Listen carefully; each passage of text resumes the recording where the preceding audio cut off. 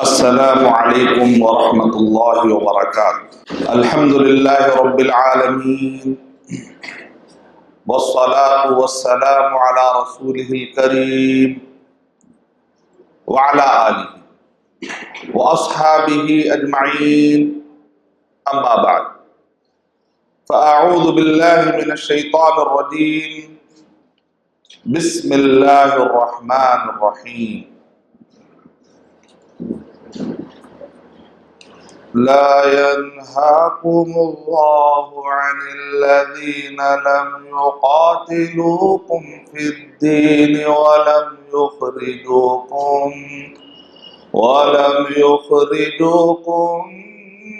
من دياركم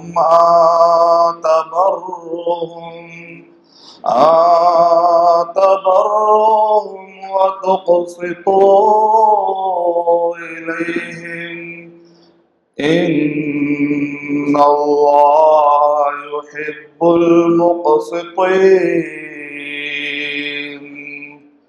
إنما ينهاكم الله عن الذين قاتلوكم في الدين وأخرجوكم من دياركم وظاهروا على إخراجكم أن تولوهم ومن يتولهم فأولئك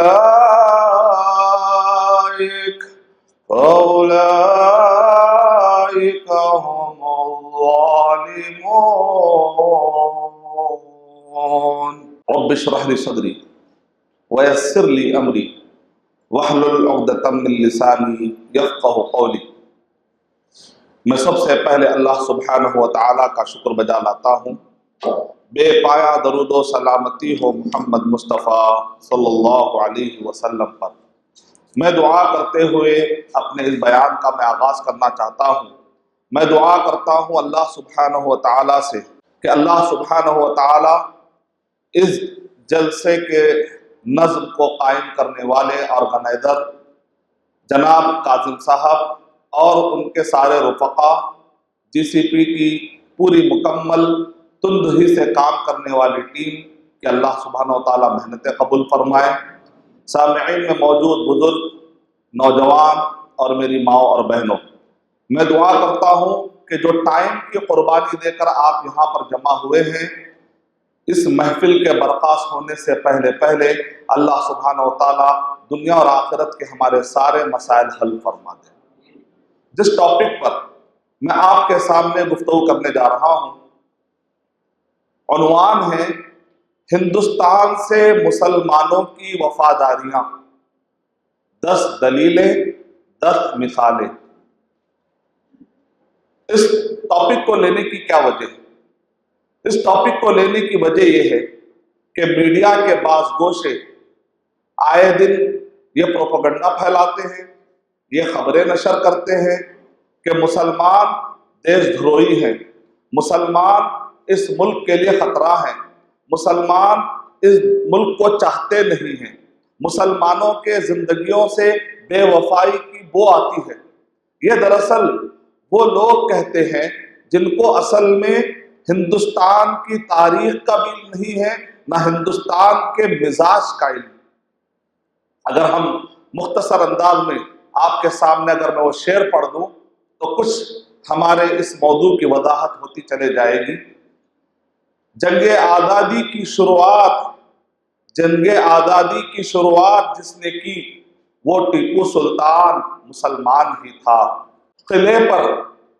جس قلعے پر لہرایا ترنگا، اس لال قلعے کو بنانے والا وہ شاہجہاں مسلمان ہی تھا۔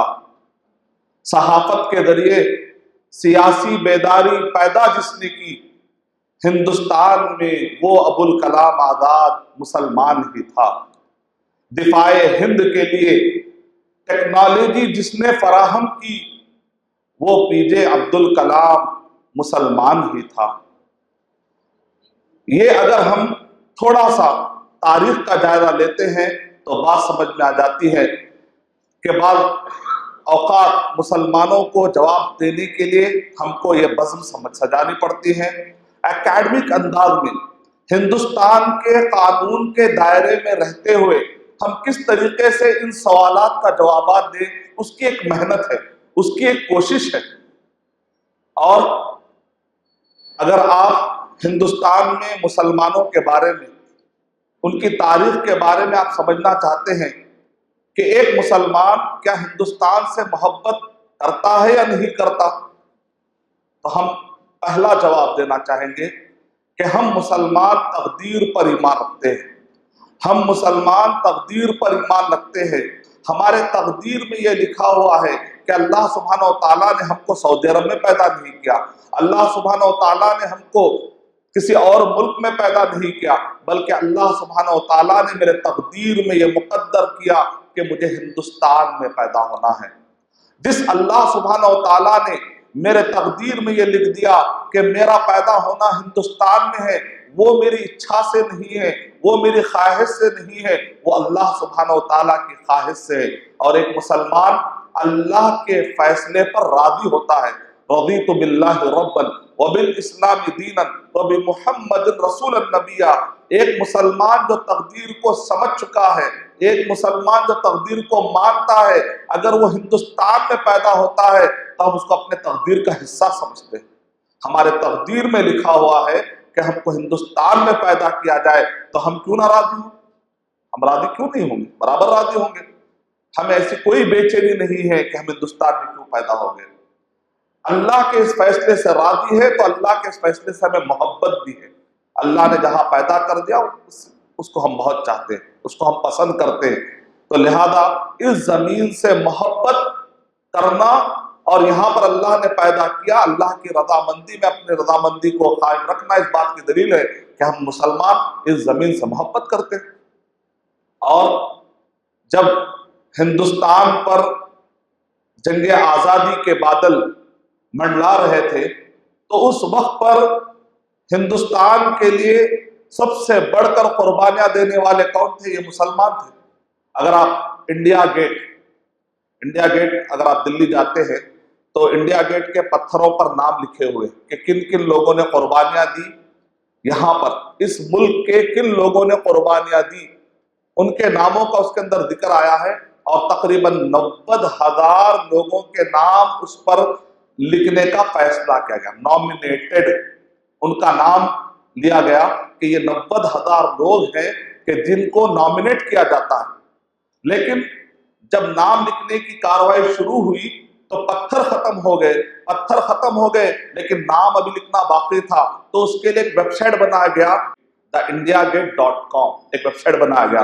کہا کہ جن کے نام پتھروں پر نہیں آئے ان کے نام یہ ویب سائٹ پر ڈال دیے جائیں گے، تاکہ پتہ چلے کہ یہ ہندوستان کی آزادی کے لیے انہوں نے قربانیاں دی، انہوں نے اپنا خون دیا، انہوں نے اپنے آپ کو لٹا دیا۔ آپ جانتے ہیں چند ہی نام ہم نے ڈالے، اس میں مسلمانوں کے چند ہی نام سرچ انجن میں اگر آپ ڈال کر دیکھیں گے، عبداللہ، محمد، چند ہی نام ڈال کر دیکھیں آپ، 4,000 مسلمانوں کے نام نکل آئے۔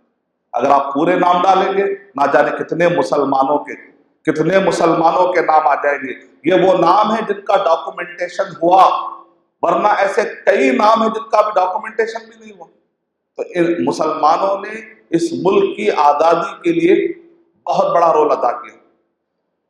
ہندوستان سے مسلمانوں کی وفاداریاں، اس ٹاپک کو دراصل لینے کی وجہ یہ ہے کہ ہندوستان کی تاریخ کو آج کے دور میں پیش کرنے والے ہندو حضرات میں 2 طرح کی قومیں، ہندو کو ماننے والے، ہندو مذہب کو ماننے والے، آج 2 طرح کے لوگ پائے جاتے ہیں جو ہندوستان کی تاریخ پیش کرتے ہیں۔ اس طریقے سے تاریخ پیش کرتے ہیں، اس میں سے ایک گروہ ہے جو کمیونلزم کو فالو کرتا ہے۔ کمیونلزم کا مطلب ہوتا ہے فرقہ پرستی، اپنی کمیونٹی کو چاہنا، صرف اپنے کمیونٹی کے لوگوں کو پسند کرنا، صرف اپنے مذہب کے لوگوں کو پسند کرنا، اور پوری کوشش کرنا کہ دوسرے مذہب کے ماننے والے کو مکمل طور پر بدنام کر دیا جائے، اس کو کہتے ہیں کمیونلزم۔ اور دوسری طرف ہوتا ہے سیکولرزم، ہندوازم کے بعد ماننے والے، سیکولرزم کو فالو کرتے ہیں، اور کچھ لوگ کمیونلزم کو فالو کرتے ہیں، یعنی کچھ لوگ ہیں جو فرقہ پرستی کو ہوا دینے کی کوشش کرتے ہیں، اور کچھ ہے جو سیکولرزم کے انداز کی گفتگو کرتے ہیں کہ نہیں ہم سب مل جل کر یہاں پر رہیں گے، سارے مذاہب کے لوگ ہم مل جل کر رہیں گے، جس کو آپ کہتے ہیں میوچول کو ایگزسٹنس، میوچول کو ایگزسٹنس، یعنی ہم میوچول انڈرسٹینڈنگ سے یہاں پر رہیں گے، اس کو کہتے ہیں میوچول کو ایگزسٹنس۔ اور دوسری طرف ہے نہیں یا تو تم یا تو ہم، اس کو کہتے ہیں کمیونلزم۔ کمیونلزم کا مطلب ہوتا ہے کمیونزم نہیں، کمیونلزم، کمیونٹی، صرف اپنے ہی فرقہ پرست، اپنے ہی فرقے کو چاہنا، حزبیت، تعصب، ریسزم، اپنے فرقے، اپنے دین یا اپنے ریلیجن، صرف ایک ہی لوگوں کو ماننا، باقی کے لوگوں کو رہنے نہیں دینا، یہ قسم کا مزاج۔ جب نبی اکرم صلی اللہ علیہ وسلم نبی بنا کر بھیجے گئے تو اس وقت پر قیصر اور کسریٰ یہ مزاج میں تھے۔ قیصر چاہتے تھے کہ ہم ہی رہیں، کسریٰ نہ رہیں، یا تو ہم یا تو تم والا مسئلہ۔ کسریٰ کے لوگ چاہتے تھے یا تو ہم یا تو تم۔ اللہ کے نبی صلی اللہ علیہ وسلم جب نبی بنا کر بھیجے گئے تو اس وقت پر جاہلیت کا دور تھا، ہر کوئی چاہتا تھا کہ میں اور میرے کلچر والے، میں اور میرے فرقے والے، میں اور میرے نظریے والے رہے، باقی کے سب لوگ نہیں رہنا۔ اللہ کے نبی صلی اللہ علیہ وسلم نے مدینہ کے اندر کہا یہودیوں تم رہ سکتے ہو، تم یہاں پر رہ سکتے ہو، ہم اپنا دین فالو کریں گے، تم اپنا دین فالو کرو، لکم دینکم ولی دین، میوچول کو ایگزسٹنس، یعنی الگ الگ عقیدہ رہتے ہوئے بھی ایک جگہ پر کیا رہ سکتے ہیں یا نہیں رہ سکتے، اس کو کہتے ہیں تہذیب، اس کو کہتے ہیں تمدن۔ تمدن کا مطلب ہوتا ہے کلچرل، یعنی کہ کلچرڈ قوم، ایک تہذیب یافتہ قوم۔ تمدن یعنی لیونگ ٹوگیدر، کیا مل جل کر بھی رہ سکتے ہیں یا نہیں رہ سکتے؟ آپس میں نظریے کا اختلاف ہے، ایک ہی گھر میں اگر دو ریلیجن کے ماننے والے ہو، اسلام یہ کہتا ہے تب بھی مل جل کر رہ سکتے ہیں۔ سورہ لقمان سورہ نمبر 31 آیت نمبر 14 میں اللہ تعالیٰ ارشاد فرما رہے ہیں وَإِن جَاهَدَاكَ عَلَىٰ أَن تُشْرِكَ بِي مَا لَيْسَ لَكَ بِهِ عِلْمٌ فَلَا تُطِعْهُمَا، اگر تمہارے ماں باپ تم کو اگر شرک کی طرف بلائیں، یعنی ماں باپ کا دھرم الگ ہے، وہ آپ کو شرک کی طرف بلا کر، بچہ کیا توحید پر ہے، بچہ کیا ہے مسلمان ہے، اگر ماں باپ تمہیں غلط دھرم کی طرف بلاتے ہیں، شرک کی طرف بلاتے ہیں، فَلَا تُطِعْهُمَا، تو تم ان کی اطاعت مت کرو، وَصَاحِبْهُمَا فِي الدُّنْيَا مَعْرُوفًا، لیکن دنیاوی اعتبار سے ان کے ساتھ اچھا سلوک کرو، ان کے ساتھ حسن سلوک کرو۔ میوچول کو ایگزسٹنس کا ایک ہی آیت میں جواب دے دیا گیا، دین کے معاملے میں نو کمپرومائز، لیکن دنیاوی اعتبار سے ہم تعلقات رکھیں گے، ہو سکتا آج نہیں کل وہ ہو سکتا جہنم کی آگ سے بچ جائے، آج نہیں کل نہیں، ہو سکتا اگلے مہینے، ہو سکتا اگلے سال، ہو سکتا ہے کہ بعد میں، ہو سکتا آنے والی نسل، پوری طرح سے موقع دیا جائے۔ اسلام میں ایسا سسٹم نہیں ہے کہ یا تو تم یا تو ہم، کہ زبردستی کر کے کسی کو کلمہ پڑھانا، اسلام میں کوئی زبردستی والی بات ہی نہیں، لا اکراہ فی الدین۔ اسلام میں علم کا ذکر ہے، اسلام میں تبلیغ کا ذکر ہے، اسلام میں دعوت کا ذکر ہے، لیکن اسلام میں زبردستی کا کوئی بھی ذکر نہیں، لا اکراہ فی الدین، دین میں زبردستی کر کے کلمہ پڑھانا جائز ہے۔ تو میوچول کو ایگزسٹنس کا یہ جو معاملہ ہے، ہندوستان میں 1947 کے بعد آپ دیکھیں گے کہ ہندوستان کی تاریخ لکھنے والے، ہندوستان پر فلمیں بنانے والے، ہندوستان پر کے نام پر تحریکیں چلانے والے، موومنٹس، فریڈم کے نام پر موومنٹ جو چلائی گئی، شخصیتیں، کتابیں، ویب سائٹ، اگر آپ سب کا مطالعہ کریں گے تو آپ کے سامنے یہ خلاصہ آئے گا 1947 کے بعد جب ہندوستان کو آزادی ملی تو اس وقت پر ہم دیکھتے ہیں کہ ہندو حضرات میں دو طرح کے قومیں، دو طرح کے لوگ سامنے آئے، ایک وہ ہے جو فرقہ پرستی کو فروغ دیتے ہیں اور دوسرے وہ ہے جو سیکولرزم کو فروغ دیتے ہیں۔ سیکولرزم کی مثال مہاتما گاندھی۔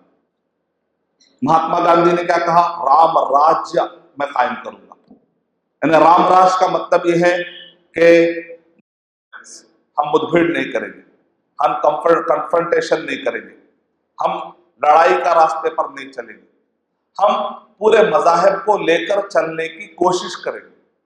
لیکن دوسری طرف ایک وہ ذہن پیدا ہو چکا تھا جو یہ کہہ رہے تھے کہ نہیں یہ جو گاندھی جی ہے نا یہ مسلم پرو لگتے ہیں، یہ مسلمانوں کے فیور کی بات کرتے ہیں، ان کے دوستوں میں مسلمان پائے جاتے ہیں، نہیں تو یہ فرقہ پرستی کو انہوں نے فروغ دینا شروع کیا، فرقہ پرستی کو انہوں نے فروغ دینا شروع کیا، اور 10,000 صفحے گاندھی جی کے خلاف لکھتے ہیں مراٹھی زبان میں۔ مہاراشٹرا میں ایک بہت بڑی پریس قائم کی جاتی ہے اور اس کے ذریعے سے 10,000 صفحے گاندھی جی کے خلاف لکھے جاتے ہیں۔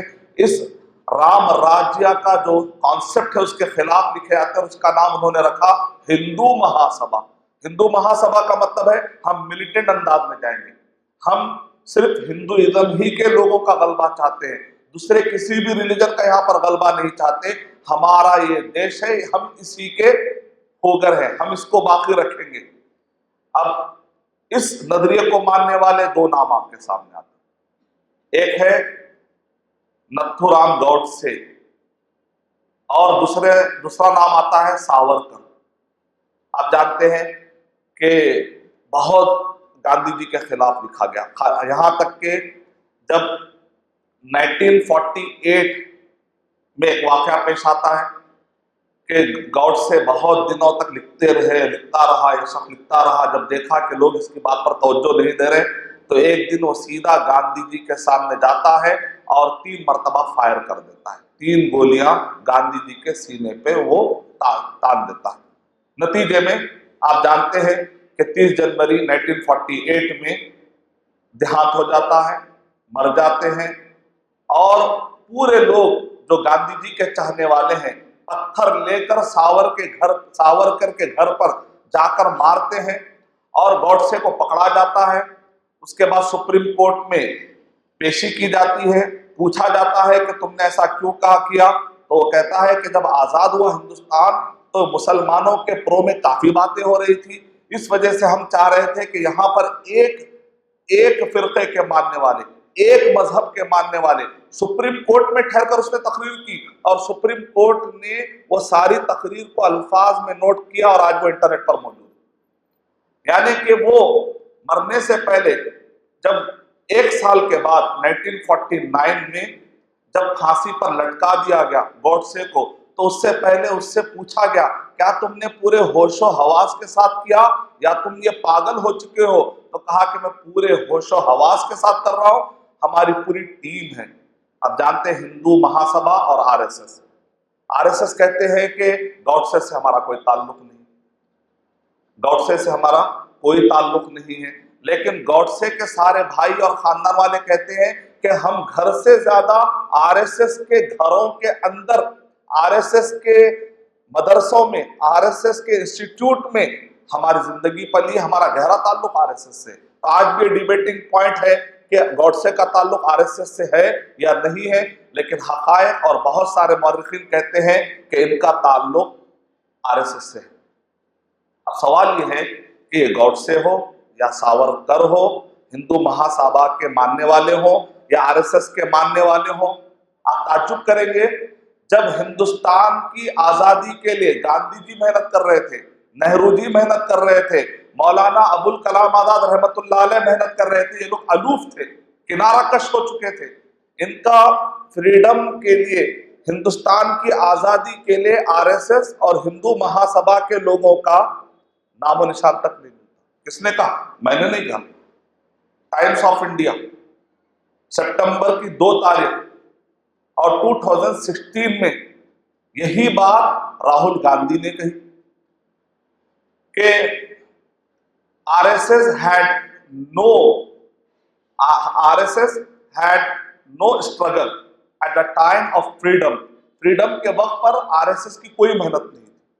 یہی بات رام پنیالی نے، ابھی جو فی الوقت کافی میڈیا میں فیمس پرسنالٹی ہے، انہوں نے پوچھا تم لوگ کہاں تھے؟ کیونکہ گاندھی کے راستے پر آج بلانے والا، گاندھی کے طریقے پر بلانے والا ہندو سماج میں کا ایک ریپرزنٹیٹیو نام ہے، ان کا نام ہے رام پنیالی، جو کہتے ہیں کہ میں گاندھی جی کی تحریک کو آگے بڑھا رہا ہوں، یعنی سارے مذاہب ہندوستان میں مل جل کر کیسے رہ سکتے، اپنے اپنے دھرموں میں کیسے وہ فالو کر سکتے، اپنے اپنے دھرموں کو کیسے فالو کر سکتے ہیں۔ تو رام پنیانی پوچھ رہے اپنے بیان کے اندر کہ تم اے آر ایس ایس کے لوگوں، جنگ آزادی جب ہو رہی تھی تو اس وقت تم نے سب کو اکیلے چھوڑ کر تم اپنی زندگی میں مست تھے، تم نے کوئی حصہ نہیں لیا، لیکن آج تم آ کر کہتے ہو کہ ہم ہندوستان کے چاہنے والے ہیں۔ تو یہیں پر یہ سوال بھی اٹھتا ہے کہ مسلمانوں کو الٹا بدنام کیا جا رہا ہے، مسلمانوں کے بارے میں کہا جا رہا ہے کہ مسلمان اس ہندوستان کو نہیں چاہتے، الٹا چور کوتوال کو ڈانٹنے والا مسئلہ ہے۔ اگر مسلمانوں کی تاریخ میں آپ کے سامنے رکھنا چاہوں گا تو بڑی آسانی کے ساتھ میں آپ کے سامنے پروف کر سکتا ہوں کہ ہندوستان کے آزادی کے لیے کم سے کم 190 سال لگے۔ کتنے سال لگے؟ 190 سال لگے۔ 1947 میں آزادی ہوگی، صرف ہم کو اتنا یاد ہے، لیکن 1947 میں آزادی ہونے کے لیے 190 سال کی محنت لگی، تب جا کے 1947 کا دن آیا جہاں پر ہم آزادی کا دن مناتے ہیں۔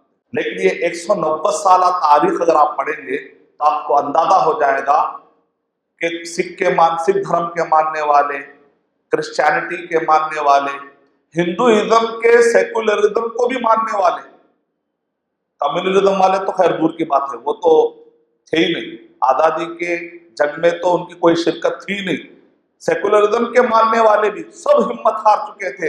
صرف اگر خون بہہ رہا تھا 190 سال تک، 190 سال تک اگر مسلسل خون بہہ رہا تھا بڑے پیمانے پر، تو صرف اور صرف مسلمانوں کا خون تھا۔ لیکن پھر یہاں پر اس چیز کو چھپانے کے لیے کچھ سوالات کھڑے کر دیتے ہیں۔ کیا کرتے ہیں؟ نہیں، اورنگزیب جو تھا نا وہ ہندوؤں کی مندروں کو ڈھایا کرتا تھا۔ وہ جو بابر تھے نا، وہ ہندوستان کو جب آئے تو انہوں نے مسلمانوں کی جگہ پہ بابری مسجد بنائی تھی انہوں نے۔ وہ جو ٹیپو سلطان تھے نا، وہ ایسا کیا کرتے تھے، یعنی کہ تاریخ کے ان سارے واقعات کو اس طریقے سے پیش کرتے ہیں، ایسا لگتا ہے جیسا کہ مسلمان اس زمانے میں کافی ظلم کی۔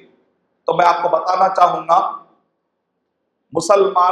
ہندوستان کا مزاج تاریخ میں بہت ہی الگ تھا۔ 1947 جب تک یہاں پر ہندوستان میں انگریزوں نے قدم نہیں رکھا، ہندوستان میں مسلم اور ہندو اس طریقے سے آپس میں جیتے تھے کہ یہ وہ فرقے والا ہے، یہ فرقے والا ہے، دھرم کے نام پر یہ الگ الگ ہو کر لڑنے کا مزاج ہی نہیں تھا۔ دلیل مثال کے طور پر آپ جانتے ہیں بابر اور رانا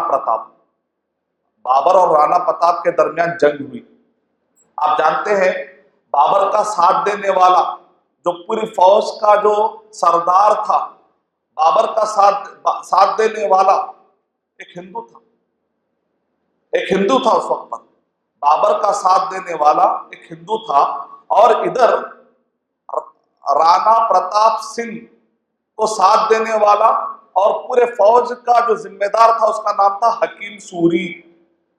اس کا مطلب آپ اندازہ لگا رہے، ادھر بھی ہندو ہے ادھر بھی مسلم ہے، جہاں مسلمان ہیں ان کے ساتھ ہندو بھی ہے، اور جہاں پر مسلم ہے ساتھ میں ان کے پاس ہندو ہے۔ اس کا مطلب یہ نکلا کہ وہ ریلیجن کی بنیاد پر جھگڑے تھے ہی نہیں، وہ تخت کے لیے تھے، سونے کے لیے تھے، جائیداد کے لیے تھے، اپنی کرسی بچانے کے لیے تھے، اپنے اقتدار کو بچانے کے لیے تھے۔ پرانے زمانے کا مزاج اگر آپ سمجھیں گے تو یہ جو واقعات کو پھرایا جا رہا ہے کہ دیکھو اس زمانے میں حملے ہوا کرتے، تو اس زمانے میں مزاج تھا نہیں۔ جب تک انگریز ہندوستان میں آئے نہیں، اس زمانے میں ہندو مسلم جیسے کچھ فیلنگ تھے ہی نہیں۔ مثال کے طور پر یہ کہا جاتا ہے کہ غزنوی افغانستان سے آیا اور آ کر اس نے اٹیک کیا ہندوستان پر، اور اس نے سومناتھ کی مندر گرا دی۔ اگر غزنوی کو اتنی دور سے آ کر اگر واقعی مندر گرانا تھا تو 2500 کلومیٹر، غزنا کہاں ہے؟ افغانستان میں، افغانستان سے ہندوستان میں سومناتھ مندر تک پہنچنے کے لیے 2500 کلومیٹر، 250 نہیں 2500 किलोमीटर आना पड़ेगा, जबकि अफगानिस्तान तक हिंदुइज्म फैला हुआ था। अगर वाकई उसको हिंदुओं को सताना होता तो अफगानिस्तान है, उस जमाने में पाकिस्तान में भी हिंदू थे, उस जमाने में सिंध के पास भी हिंदू थे, वहां के मंदिर गिरा सकता था। एक आदमी उतनी दूर से आकर सोमनाथ मंदिर क्यों गिरा रहा है? और आप जानते हैं गजनवी के फौज में उस वक्त पर 35% हिंदू थे। यानी उस जमाने में वो जो जंगें हुआ करती थी वो इख्तिदार की वजह से हुआ करती थी। हिंदू मुस्लिम आपस में मिल गए, उधर साइड भी हिंदू मुस्लिम आपस में मिल गए और आपस में लड़ा करते थे कुर्सी के लिए। ये धर्म के नाम पर जो फीलिंग का पैदा होना, उस जमाने में ऐसा कोई एहसास था ही नहीं। अब ये कहा जाता है कि औरंगजेब ने मंदिरों पर हमला किया। अगर औरंगजेब ने मंदिरों पर हमला किया, आप देखिए, आप आज के जमाने में राम पुनियानी पूरी तरीके से ये जो वाकयात को घुमा घुमा कर कम्युनल हार्मनी को खत्म करने के लिए जो फिरका परस्त ताकतें हिंदुस्तान में अमन को खत्म करने की कोशिश कर रहे हैं, अमन को खत्म करने की कोशिश कर रहे हैं, इन फिरका परस्त ताकतों के खिलाफ हिंदुस्तान में सुलझे हुए हिंदू भी, समझदार हिंदू हजरात भी है। तो राम पुनियानी अपने रिसर्च में कह रहे हैं कि अगर औरंगजेब ने मंदिर पर हमला किया, यही औरंगजेब के बारे में आता है, औरंगजेब रहमतुल्लाह अलैह के बारे में, कि इसने एक मस्जिद पर भी हमला किया है। जब हैदराबाद आया, जब ये साहब हैदराबाद आए, हैदराबाद में गोलकुंडा को लगकर मस्जिद थी, उस मस्जिद पर भी उन्होंने हमला किया। इसका मतलब ये निकला कि उस जमाने में वो मंदिर पर भी अटैक कर रहे हैं, मस्जिद पर भी अटैक कर रहे हैं। वजह क्या है? क्योंकि उस जमाने में सामने वाला आदमी जो चीजें छुपाने की कोशिश करता था तो मस्जिद के नीचे छुपाता था या मंदिर के नीचे छुपाया करता था। तो औरंगजेब रहमतुल्लाह अलैह ने मस्जिद पर इसलिए हमला किया क्योंकि मस्जिद के नीचे उसने खजाना छुपाया था और वो झूठ बोल रहा था कि नहीं, यहाँ पर कोई फसल नहीं है, लिहाजा मैं टैक्स नहीं दूंगा। लेकिन जब जासूसों को उसने भिजाया तो पता चला कि मस्जिदों का मिसयूज हो रहा है, मंदिरों का मिसयूज हो रहा है। इस वजह से मंदिरों और मस्जिदों को ढाने की बात आती है। वरना वही औरंगजेब हम देखते हैं तो आसाम की मंदिर की मदद करता है, वही औरंगजेब बरंदावी एक मंदिर है उसकी मदद करता है, वही औरंगजेब है उज्जैन नामी एक जगह है वहां की मंदिर के लिए भी मदद करता है। यानी मतलब है कि उस जमाने में ऐसे कोई फीलिंग्स नहीं थे कि ये हिंदू या मुस्लिम, और औरंगजेब या उस जमाने के जितने बड़े बड़े बादशाह थे, जो कोई शेख बिन बाज रहमतुल्लाह अलैह जैसे जहील उलमा नहीं थे कि हर बात उनका जो फैसला होता है कुरान और हदीस के मुताबिक ही होता है। ऐसी कोई बात नहीं है, कोई जहील आलिम नहीं है, ये कोई ताबई नहीं है, ये कोई सहाबी नहीं थे, बादशाह थे, हुक्मरान थे, उनको भी इख्तिदार की ख्वाहिश हुआ करती थी। उनके जो फैसले हुआ करते थे वो फैसले उस जमाने में हिंदू और मुस्लिम ऐसे कोई फीलिंग वाले झगड़े ही नहीं हुआ करते थे, उस जमाने में इख्तिदार के लिए झगड़े हुआ करते।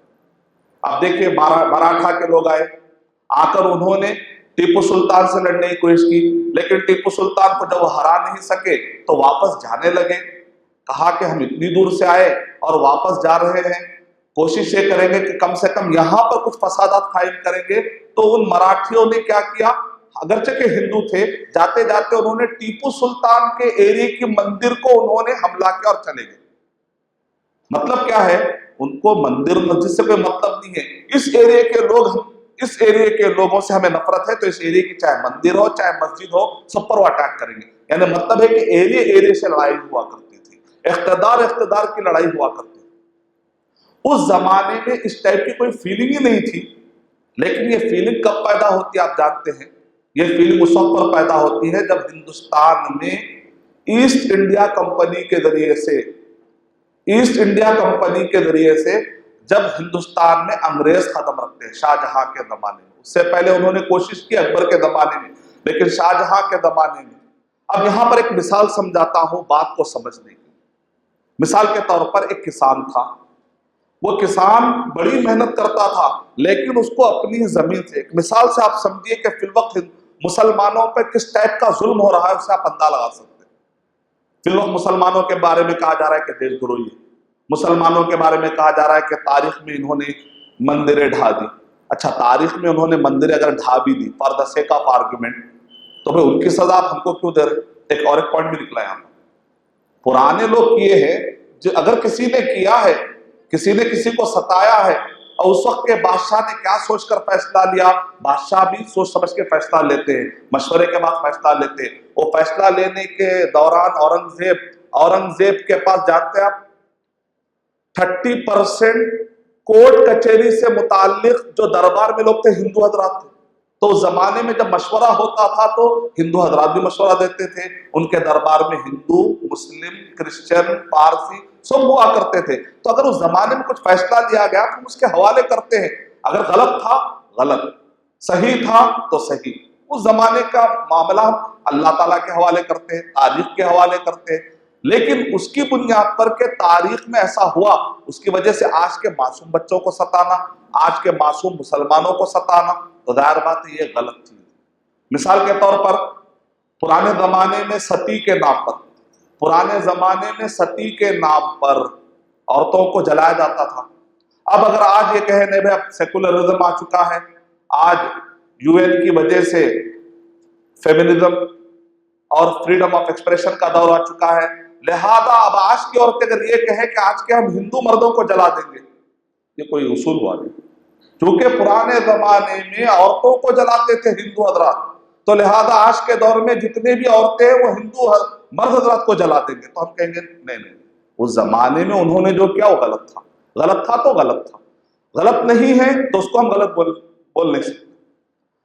اس طریقے سے جب ہندوستان میں انگریزوں نے یہاں پر قدم رکھا تو کس ٹائپ کی ایک شکل سامنے آتی ہے، آپ کو ایک چھوٹی مثال سے سمجھانے کی کوشش کرتا ہوں کہ کس طریقے کا ظلم مسلمانوں پر ہو رہا ہے، تاکہ آپ سمجھ سکیں یہ یکساں سول کوڈ اور مسلمان ہندو لو جہاد کے بہانے، کبھی گائے کے گوشت کے بہانے، کبھی گھر واپسی کے بہانے، کبھی یونیفارم سول کوڈ کے بہانے مسلمانوں کے وفاداریوں پر شک کیا جا رہا ہے، مسلمانوں کی اس ہندوستان کے ڈیولپمنٹ میں مسلمانوں کی بہت ساری قربانیاں ہیں، اس کو نظر انداز کیا جا رہا ہے۔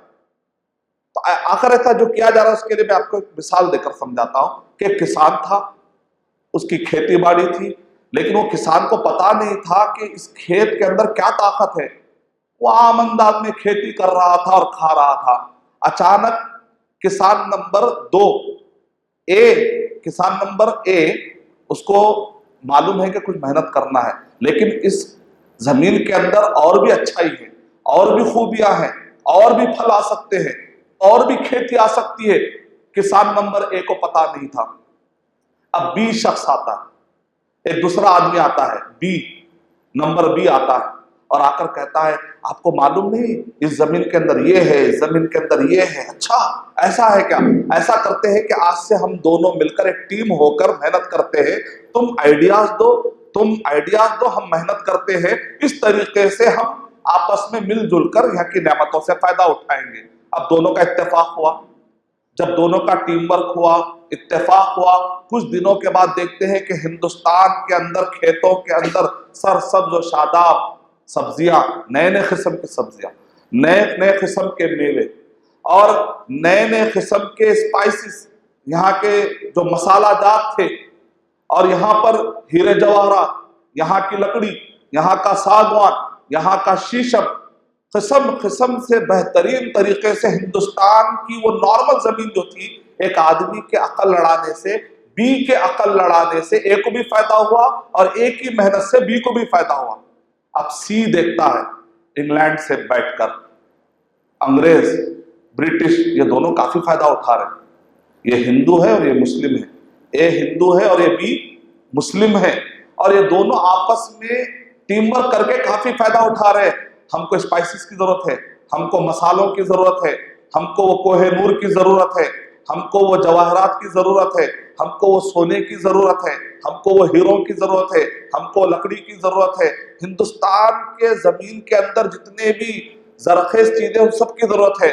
تو آہستہ سے وہ بزنس کے بہانے سی آتا ہے اور آ کر دونوں کو لڑانے کی کوشش کرتا ہے اور ہوشیاری کے ساتھ طاقت لا کر ان سارے نعمتوں پر قبضہ جما لیتا ہے۔ تو ایسے وقت پر بی کیا کرتا ہے؟ اے کی بھی حفاظت کرتا ہے اور سی کو مار کے بھگانے کی کوشش کرتا ہے۔ اے کی حفاظت کر رہا ہے، پورا خون کس کا بہ رہا ہے؟ بی کا بہ رہا ہے، قربانیاں کون دے رہا ہے؟ وہ بی دے رہا ہے، اور سی کو مار کے بھگاتا ہے، سی والے شخص کو مار کے بھگاتا ہے، سی کیٹیگری پیپل کو مار کے بھگا دیتا ہے۔ جب یہ سی کیٹیگری کے لوگ بھاگ جاتے ہیں، اے والوں کو خیال آتا ہے کہ اب یہ بی والوں کو بھگا دے۔ جب تک ضرورت پڑی برابر بی کیٹیگری کو تم نے استعمال کیا، ڈیولپ کیا، زمین لہلہانے لگی، زمین کے اندر نعمتیں آنے لگی، یہاں تک کہ سی جب آیا تو اس دشمن کو مار کے بھگانے کے لیے بھی انہوں نے قربانیاں دی۔ جب جب پڑا گلستہ کو خو ہم نے دیا، جب جب پڑا گلستہ کو خو ہم نے دیا، جب بہار آئی تو کہتے ہو کہ تمہاری نسبت کیا ہے، تم کون ہو۔ یہ ہے، اس چھوٹی سی مثال سے آپ سمجھ سکتے ہیں کہ جواہر لال نہرو اپنی کتاب the discovery of India page number 226 کے بعد پڑھیا۔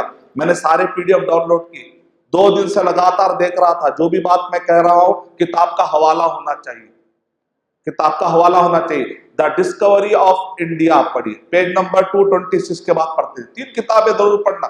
جب آپ آزادی کے یہ مسائل جو آپ کو میں بتا رہا ہوں کہ پرانے زمانے میں ہندو مسلم سے فیلنگ ہی نہیں تھی، وہ مل جل کر ایک ٹیم ورک کے ساتھ ایک میوچول کو ایگزسٹنس کے ذریعے سے جیا کرتے تھے۔ یہ تو بعد میں آزادی کے بعد سے ہم دیکھ رہے ہیں کہ مسلم اور ہندو کے اس ٹائپ کے فیلنگز آ رہے ہیں۔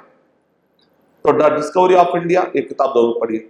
India wins freedom, Maulana Abul Kalam Azad رحمۃ اللہ علیہ کی کتاب ہے، بڑی زبردست کتاب ہے۔ مولانا ابوالکلام آزاد رحمۃ اللہ علیہ نے کہا تھا کہ میرے مرنے کے 30 سال کے بعد اس کو چھاپنا، اس سے پہلے نہ بتانا کہیں فساد نہ ہو جائے۔ 30 سال کے بعد انہوں نے جو کہا، وہ 30 سال کے بعد انہوں نے کہا کہ میں جو کہہ رہا ہوں 30 سال کے بعد یہ ہوگی حالت، یہ ہوگی حالت، یہ ہوگی حالت۔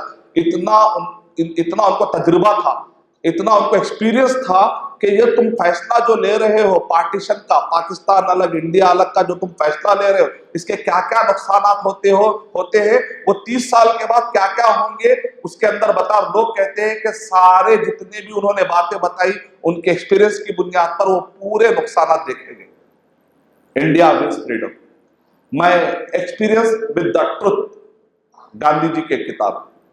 اگر آپ یہ کریں گے مختصر ہندوستان کی تاریخ، غلام رسول محر، اگر آپ یہ کتابیں پڑھتے ہیں، دا انڈیا گیٹ .com یہ ویب سائٹ پڑھتے ہیں، اور جو ویب سائٹس میں نے آپ کو بتائے اور جو ٹاکس میں نے آپ کے سامنے بتائے، اگر آپ ان سب کو پڑھتے ہیں تو آتھینٹک آپ کے سامنے ایک نقشہ آئے گا کہ پرانے زمانے میں اس ٹائپ کا کمیونلزم تھا ہی نہیں۔ اب ہندوستان میں جب انگریز آتے ہیں تو اورنگزیب کو پتا چلتا ہے کہ یہ انگریز آہستہ آہستہ ہندوستان میں قدم جما رہے ہیں اور بہت جلد ہندوستان پر قبضہ کریں گے۔ تو جب تک اورنگزیب زندہ تھے اس وقت تک انگریز کہہ رہے تھے بڑا تیز آدمی ہے، بڑا بہادر آدمی ہے، انگریز پر نہیں مار سکتے تھے۔ تو اسی لیے انگریزوں نے انتظار کیا کہ یہ اورنگزیب اگر ہٹے گا یا اورنگزیب کمزور ہوگا تو تب دیکھیں گے۔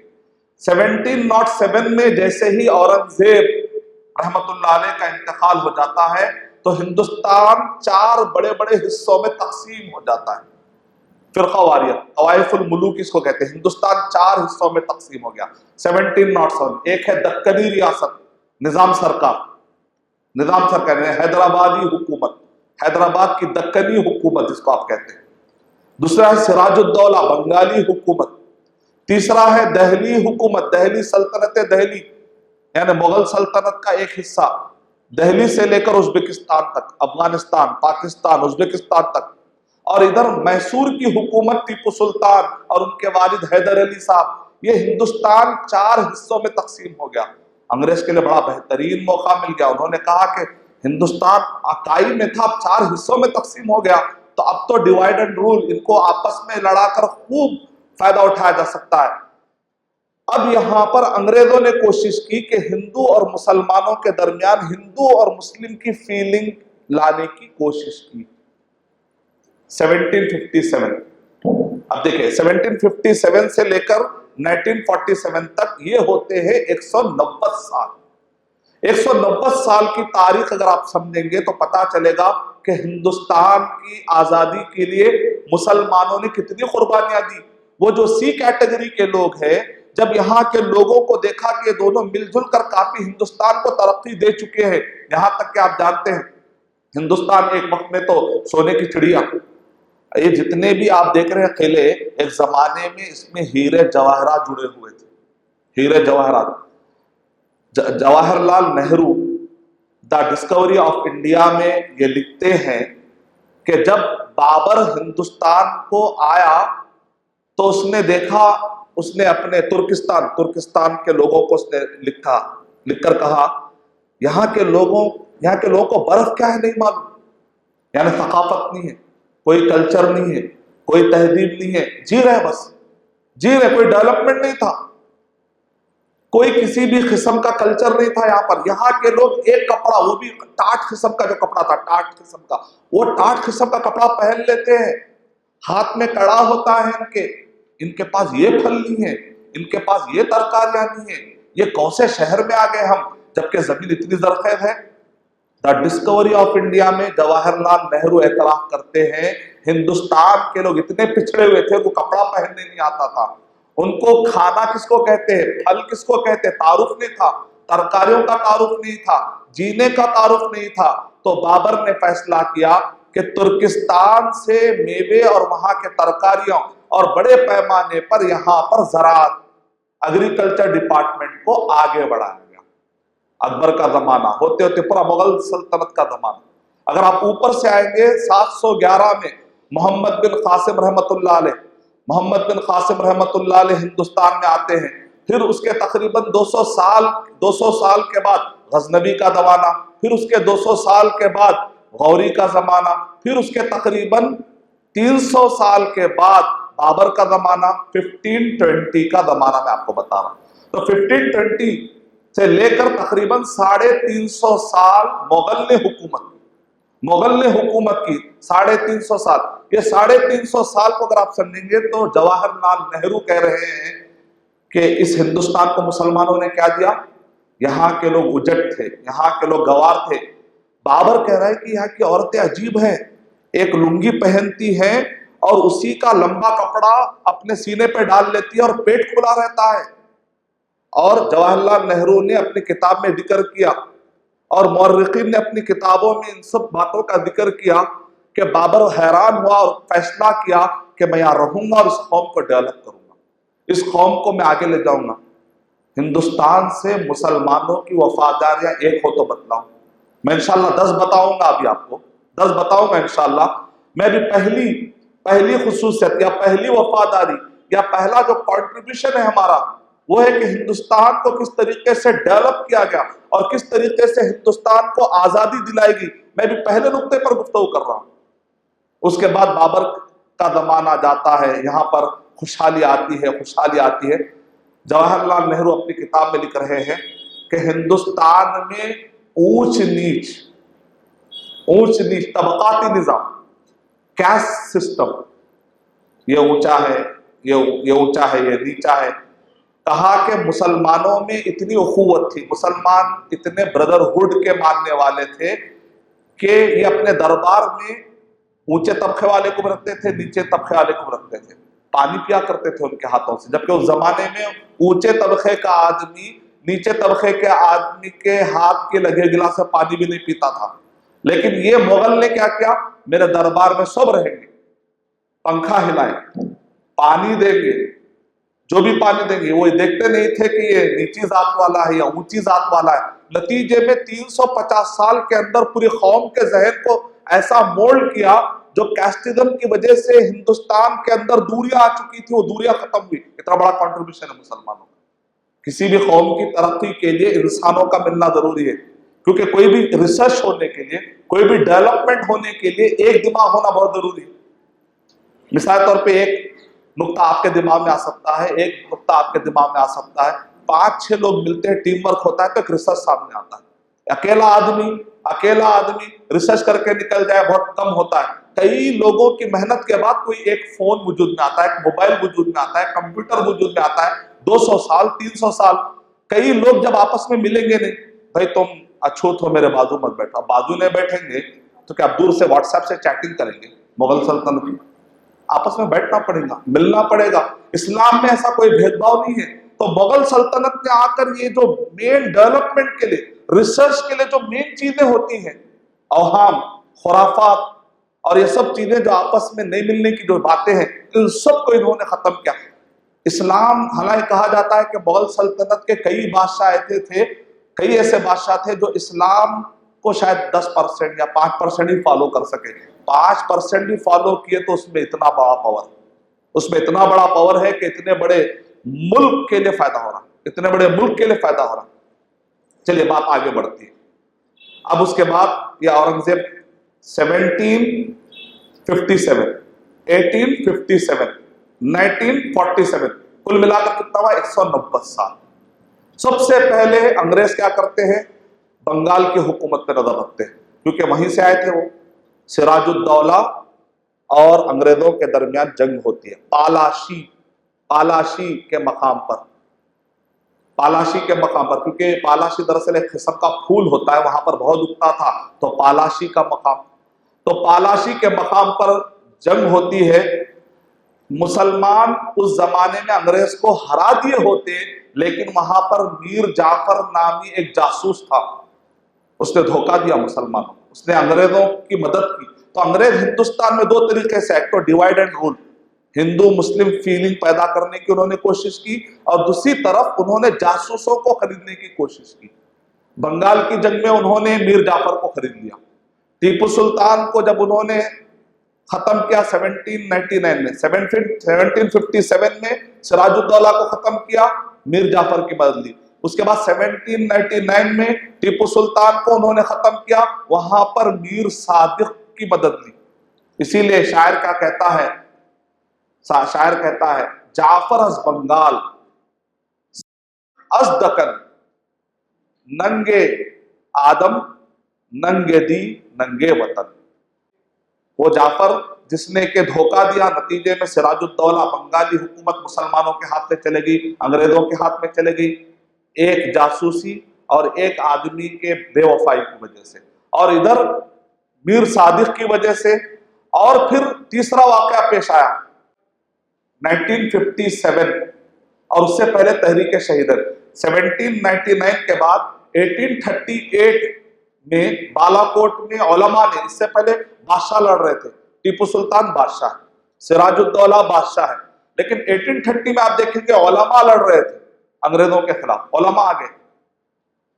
1938 میں اگر آپ پڑھتے ہیں 36 37 38 تحریک شہیدین بالا کوٹ میں، شاہ سید احمد شہید انشاءاللہ، شاہ سید اسماعیل شہید انشاءاللہ، ان دونوں کی محنتیں اور ہزاروں علماء کرام نے مل کر انگریزوں کا مقابلہ کیا، اور بیک وقت اس وقت پر انگریزوں نے سکھوں اور مسلمانوں کو بھی لڑایا، تو انہوں نے سکھوں سے بھی مقابلہ کیا، انگریزوں سے بھی مقابلہ کیا، لیکن اس وقت پر یار محمد نامی ایک شخص نے جاسوسی کی، اور اس نے تحریک شہیدین کے لوگوں کو تباہ کر دیا۔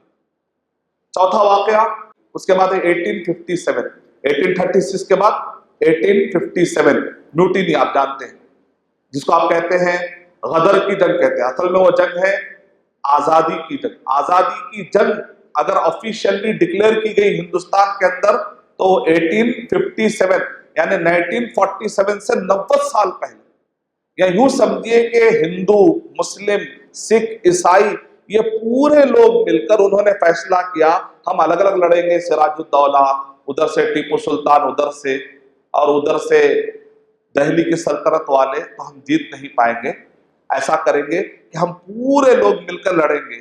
تو اس وقت پر پورے لوگوں نے مل کر لڑنے کی کوشش کی 1857 میں، لیکن وہ جنگ اس کو کہتے ہیں میوٹینی، انگریز اس میں جیت گئے۔ حالانکہ انگریز ہارنے والے تھے، لیکن مرزا غلام احمد قادیانی کے والد، پنجاب کے رہنے والے وہ قادیانی حضرات کے جو والد ہیں، ان کے جو اکابر ہیں، انہوں نے وہاں پر عین ٹائم پر جاسوسی کر دی، نتیجے میں مسلمان وہ جنگیں ہار گئے۔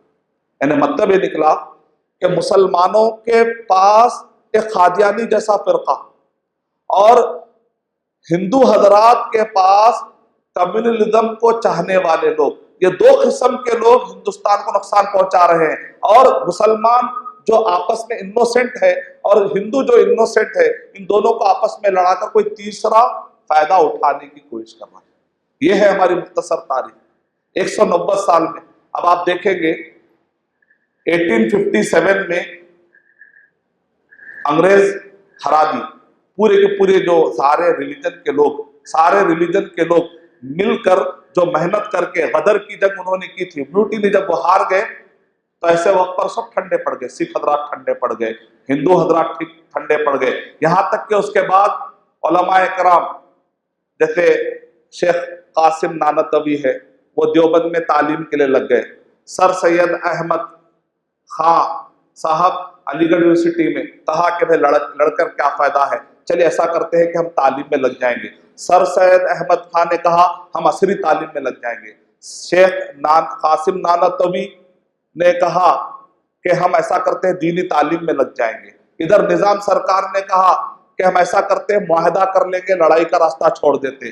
لیکن ایک قوم تھی، ہندو حضرات اپنے زندگی میں مست، سکھ حضرات اپنے زندگی میں مست، کرسچن حضرات اپنے زندگی میں مست، مسلمانوں میں کا ایک بہت بڑا طبقہ تعلیم کے نام پر وہ ایسولیٹ ہو گیا۔ ایک جماعت تھی جو 1857 کے بعد سے بھی مسلسل 90 سال، 1857 میں انگریزوں نے ہندوستان پر مکمل قبضہ کر لیا، 90 سال انگریزوں نے حکومت کی، آخری میں جا کر 1947 میں اس ہندوستان کو آزادی ملی۔ اب سوال یہ اٹھتا ہے کہ 90 سال میں کون سی وہ جماعت تھی کہ جس نے مسلسل محنت کی، یہاں تک کہ انگریزوں کو 1947 میں بھاگنا پڑا۔ آپ پڑھ لیجئے تحریک مجاہدین، غلام رسول مہر کی کتاب پڑھ لیجئے، آپ جواہر لال نہرو کی کتابیں آپ پڑھ کر دیکھ لیجئے، ان کے سپیچز دیکھیے۔ جماعت اہل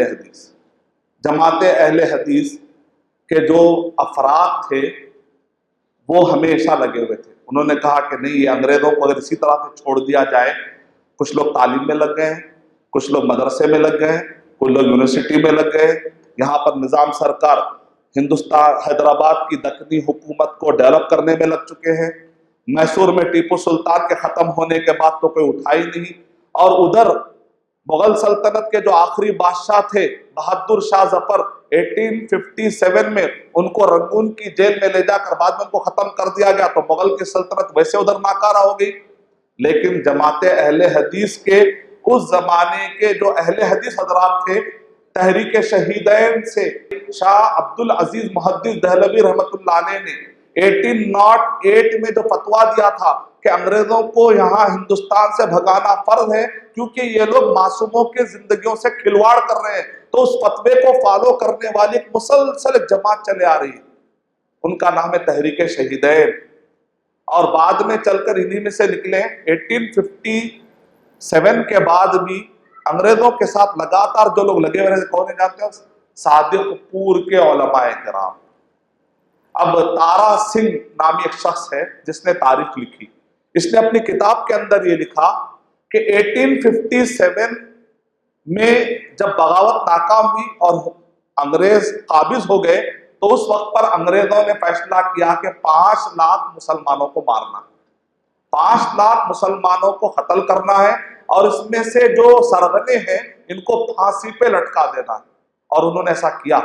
تارا سنگھ نے اپنی کتاب میں لکھا وہ 5 لاکھ جو مسلمان تھے وہ پورے کے پورے اہل حدیث تھے، یعنی مطلب اکلا کے اہل حدیث حضرات ابھی بھی تیار نہیں تھے کہ انگریزوں کی حکومت قبول کر لیں، مسلسل طور پر، یہاں تک کہ ایک تقریر کا حوالہ دیتے ہوئے کتاب میں لکھا ہوا ہے کہ نہرو نے یہ الفاظ کہے اپنی تقریر میں، آزادی کے لیے جتنی لڑائیاں لڑی گئی 190 سال میں، اگر ان سب کو ترازو کے ایک پلڑے میں ڈال دیا جائے اور دوسرے پلڑے میں صادق پور کے علماء اہل حدیث کے قربانیوں کو اگر ڈال دیا جائے تو علماء صادق پور اہل حدیث کا پلڑا جھک جائے گا۔ یعنی مطلب یہ ہے کہ ان کی قربانیاں اتنی زیادہ ہیں، مسلسل قربانی دیتے رہے، ان کی قربانیوں کا اندازہ شاہ نذیر حسین محدث دہلوی رحمۃ اللہ علیہ، شاہ علامہ نواب صدیق حسن بھوپال کے نواب اپنا مال لٹا رہے ہیں، یہاں ان کی محنتوں کا اندازہ کیسا کر سکتے ہیں آپ؟ شیخ یحییٰ علی، ان کے بارے میں انگریزوں نے کہا کہ اس آدمی کا پیچھا اٹھایا جائے، تو اس وقت پر ڈبلیو ہنٹر نامی ایک جاسوس تھا انگریزوں کا۔ انگریزوں نے کہا 1857 میں اگرچہ کہ ہم جیت چکے ہیں، ہمارے ہندوستان میں حکومت آ چکی ہے، لیکن پھر بھی ہم دیکھتے ہیں کہ کچھ قافلے آتے ہیں ہم پر حملہ کرتے ہیں، کچھ قافلے آتے ہیں حملہ کرتے ہیں، آخر یہ قافلے ہے کون؟ ڈبلیو ہنٹر سے انہوں نے جاسوسی کروائی۔ ڈبلیو ہنٹر جاسوسوں کی طرح بنگال سے لے کر دہلی تک ہر جگہ پر گھومتا رہا اور وہ خط لکھتا رہا۔ ڈبلیو ہنٹر کے یہ خطوط آج بھی انگلینڈ کے میوزیم میں رکھے ہوئے ہیں۔ شیخ صفی الرحمن مبارکپوری رحمۃ اللہ علیہ جب انگلینڈ گئے تھے تو انہوں نے کہا کہ خاص طور سے ہم جب ریسرچ کرتے ہیں تو ان سارے خطوط کو پڑھ کر دیکھا گیا، تو انہوں نے کہا ہندوستان میں ایک جماعت ہے وہابی، باغی کو لوگ کہتے تھے وہابی، یہ لوگ ہیں سب اپنے اپنے کاموں میں مگن ہو چکے ہیں، لیکن یہ جماعت ابھی تک مگن نہیں ہوئی ہے، یہ ہمارے خلاف ابھی بھی لڑ رہی ہے جہاد کے نام پر۔ شاہ عبدالعزیز محدث دہلوی رحمۃ اللہ علیہ کا فتویٰ بتاتی ہے اور لڑتے جاتی ہے، یعنی مطلب ہے کہ سارے ہندو، سارے کرسچن، سارے سکھ ٹھنڈے پڑے ہوئے ہیں، لیکن ایک جماعت ہے جو اپنا لہو ٹپکا رہی ہے اس ہندوستان کی آزادی کے لیے۔ اس میں سے ایک واقعہ یہ آتا ہے، ڈبلیو ہنٹر لکھتا ہے کہ بنگال جب میں گیا تو دیکھتا ہوں کہ ایک دبلا آدمی ہے، ایک دبلے گھوڑے پر ایک آواز لگاتا ہے، کوشش کرتا ہے کہ لوگوں آؤ، آج فلاں میدان میں بیان ہونے والا ہے، ایک عالم آنے والے، لوگوں کو جمع کرتا ہے۔ جب پوری بھیڑ جمع ہو گئی، یہی آدمی جو بلا رہا ہے بھیس بدلتا ہے، کپڑے بدلتا ہے اور زبردست تقریر کرتا ہے توحید پر، اور زبردست تقریر کرتا ہے، کہتا ہے کہ یہ انگریز آ کر ہندو اور مسلم یہاں کے معصوموں کو مار رہے ہیں، لہذا ان کے خلاف تم سب کو جہاد کرنا ضروری ہے۔ تو اس جہاد کے ورڈ کے ذریعے سے ہندوستان کو آزادی دلائی گئی۔ اس جہاد کے ورڈ سے زیادہ نفرت کرنے کی ضرورت نہیں ہے، یہی ورڈ سے ہندوستان کو آزادی ملی۔ تو ڈبلیو ہنٹر نے اپنی کتاب میں لکھا کہ یہ لوگ توحید اور جہاد والے لوگ ہیں اور یہ وہابی لوگ ہیں، اور ان کی وجہ سے ہماری مضبوط ہو نہیں پا رہی ہے۔ آخری میں وہ شخص کو پکڑ کے لاتے ہیں، یحییٰ علی نام، شیخ یحییٰ علی۔ جب ان کو پھانسی پر لٹکایا جا رہا تھا تو بڑے خوش، تو لوگوں نے کہا کہ بھئی اکثر جس کو بھی پھانسی دی جاتی ہے تو پریشان رہتا ہے، غمگین رہتا ہے، تم ایسے زبردست خوش کیوں نظر آ رہے ہیں؟ تو اس نے کہا مجھے شہادت ملنے والی ہے۔ تو انہوں نے کہا، انگریزوں نے، یہ مرنے کے بعد جو خوش ہے تو بہتر ہے کہ پھانسی نہ دی جائے، ورنہ فائدہ کیا، اس کو تو کچھ اور ملنے والا ہے مرنے کے بعد، ہم تو چاہ رہے کہ اس کو کچھ بھی نہ ملے۔ تو لہذا کہا کہ تجھے پھانسی نہیں دی جائے گی، تجھے کالے پانی کی سزا دی جائے گی۔ تو بڑے غمگین ہو گئے کہ اچھا شہادت کا موقع مل رہا تھا، لیکن خیر اللہ تعالیٰ نے شہادت کا موقع نہیں دیا۔ اب وہ صاحب کی داڑھی کاٹی گئی، رونے لگے۔ انگریزوں نے کہا تم رو کیوں رہے ہو؟ تو کہا کہ داڑھی کتنی خوش نصیب ہے، میں شہید ہونے والا تھا، داڑھی شہید ہو گئی، اے داڑھی تو کتنی خوش نصیب ہے کہ مجھ سے پہلے تجھے شہادت مل گئی۔ آخری میں بہرحال ان کو جیل کی سلاخوں میں لمبی مدت کہا کہ اس کو دور بھی ڈال دیں گے، مر جائے گا تو پھر شہید ہوگا، نہیں، اس کو لمبی مدت میں جیل میں ڈالا جائے۔ آپ نے دیکھا کہ کتنے کین آبزرور تھے کہ قوم کے پیچھے کتنی جاسوسی کروائی جا رہی تھی۔ مسلسل ہوتے آخر میں 1947 سے جسٹ پہلے گاندھی، نہرو اور ابوالکلام آزاد رحمۃ اللہ علیہ کا دور۔ ابھی تک کیا تھا؟ انگریزوں کے خلاف بادشاہ آئے، بادشاہ بھی زیادہ ٹک نہیں سکے، جاسوسوں کی وجہ سے ہار گئے۔ پھر اس کے بعد علماء نے جہاد کے نام پر جنگ کی انگریزوں کے خلاف، پھر بھی اس کے باوجود ابھی بھی آزادی نہیں ملی۔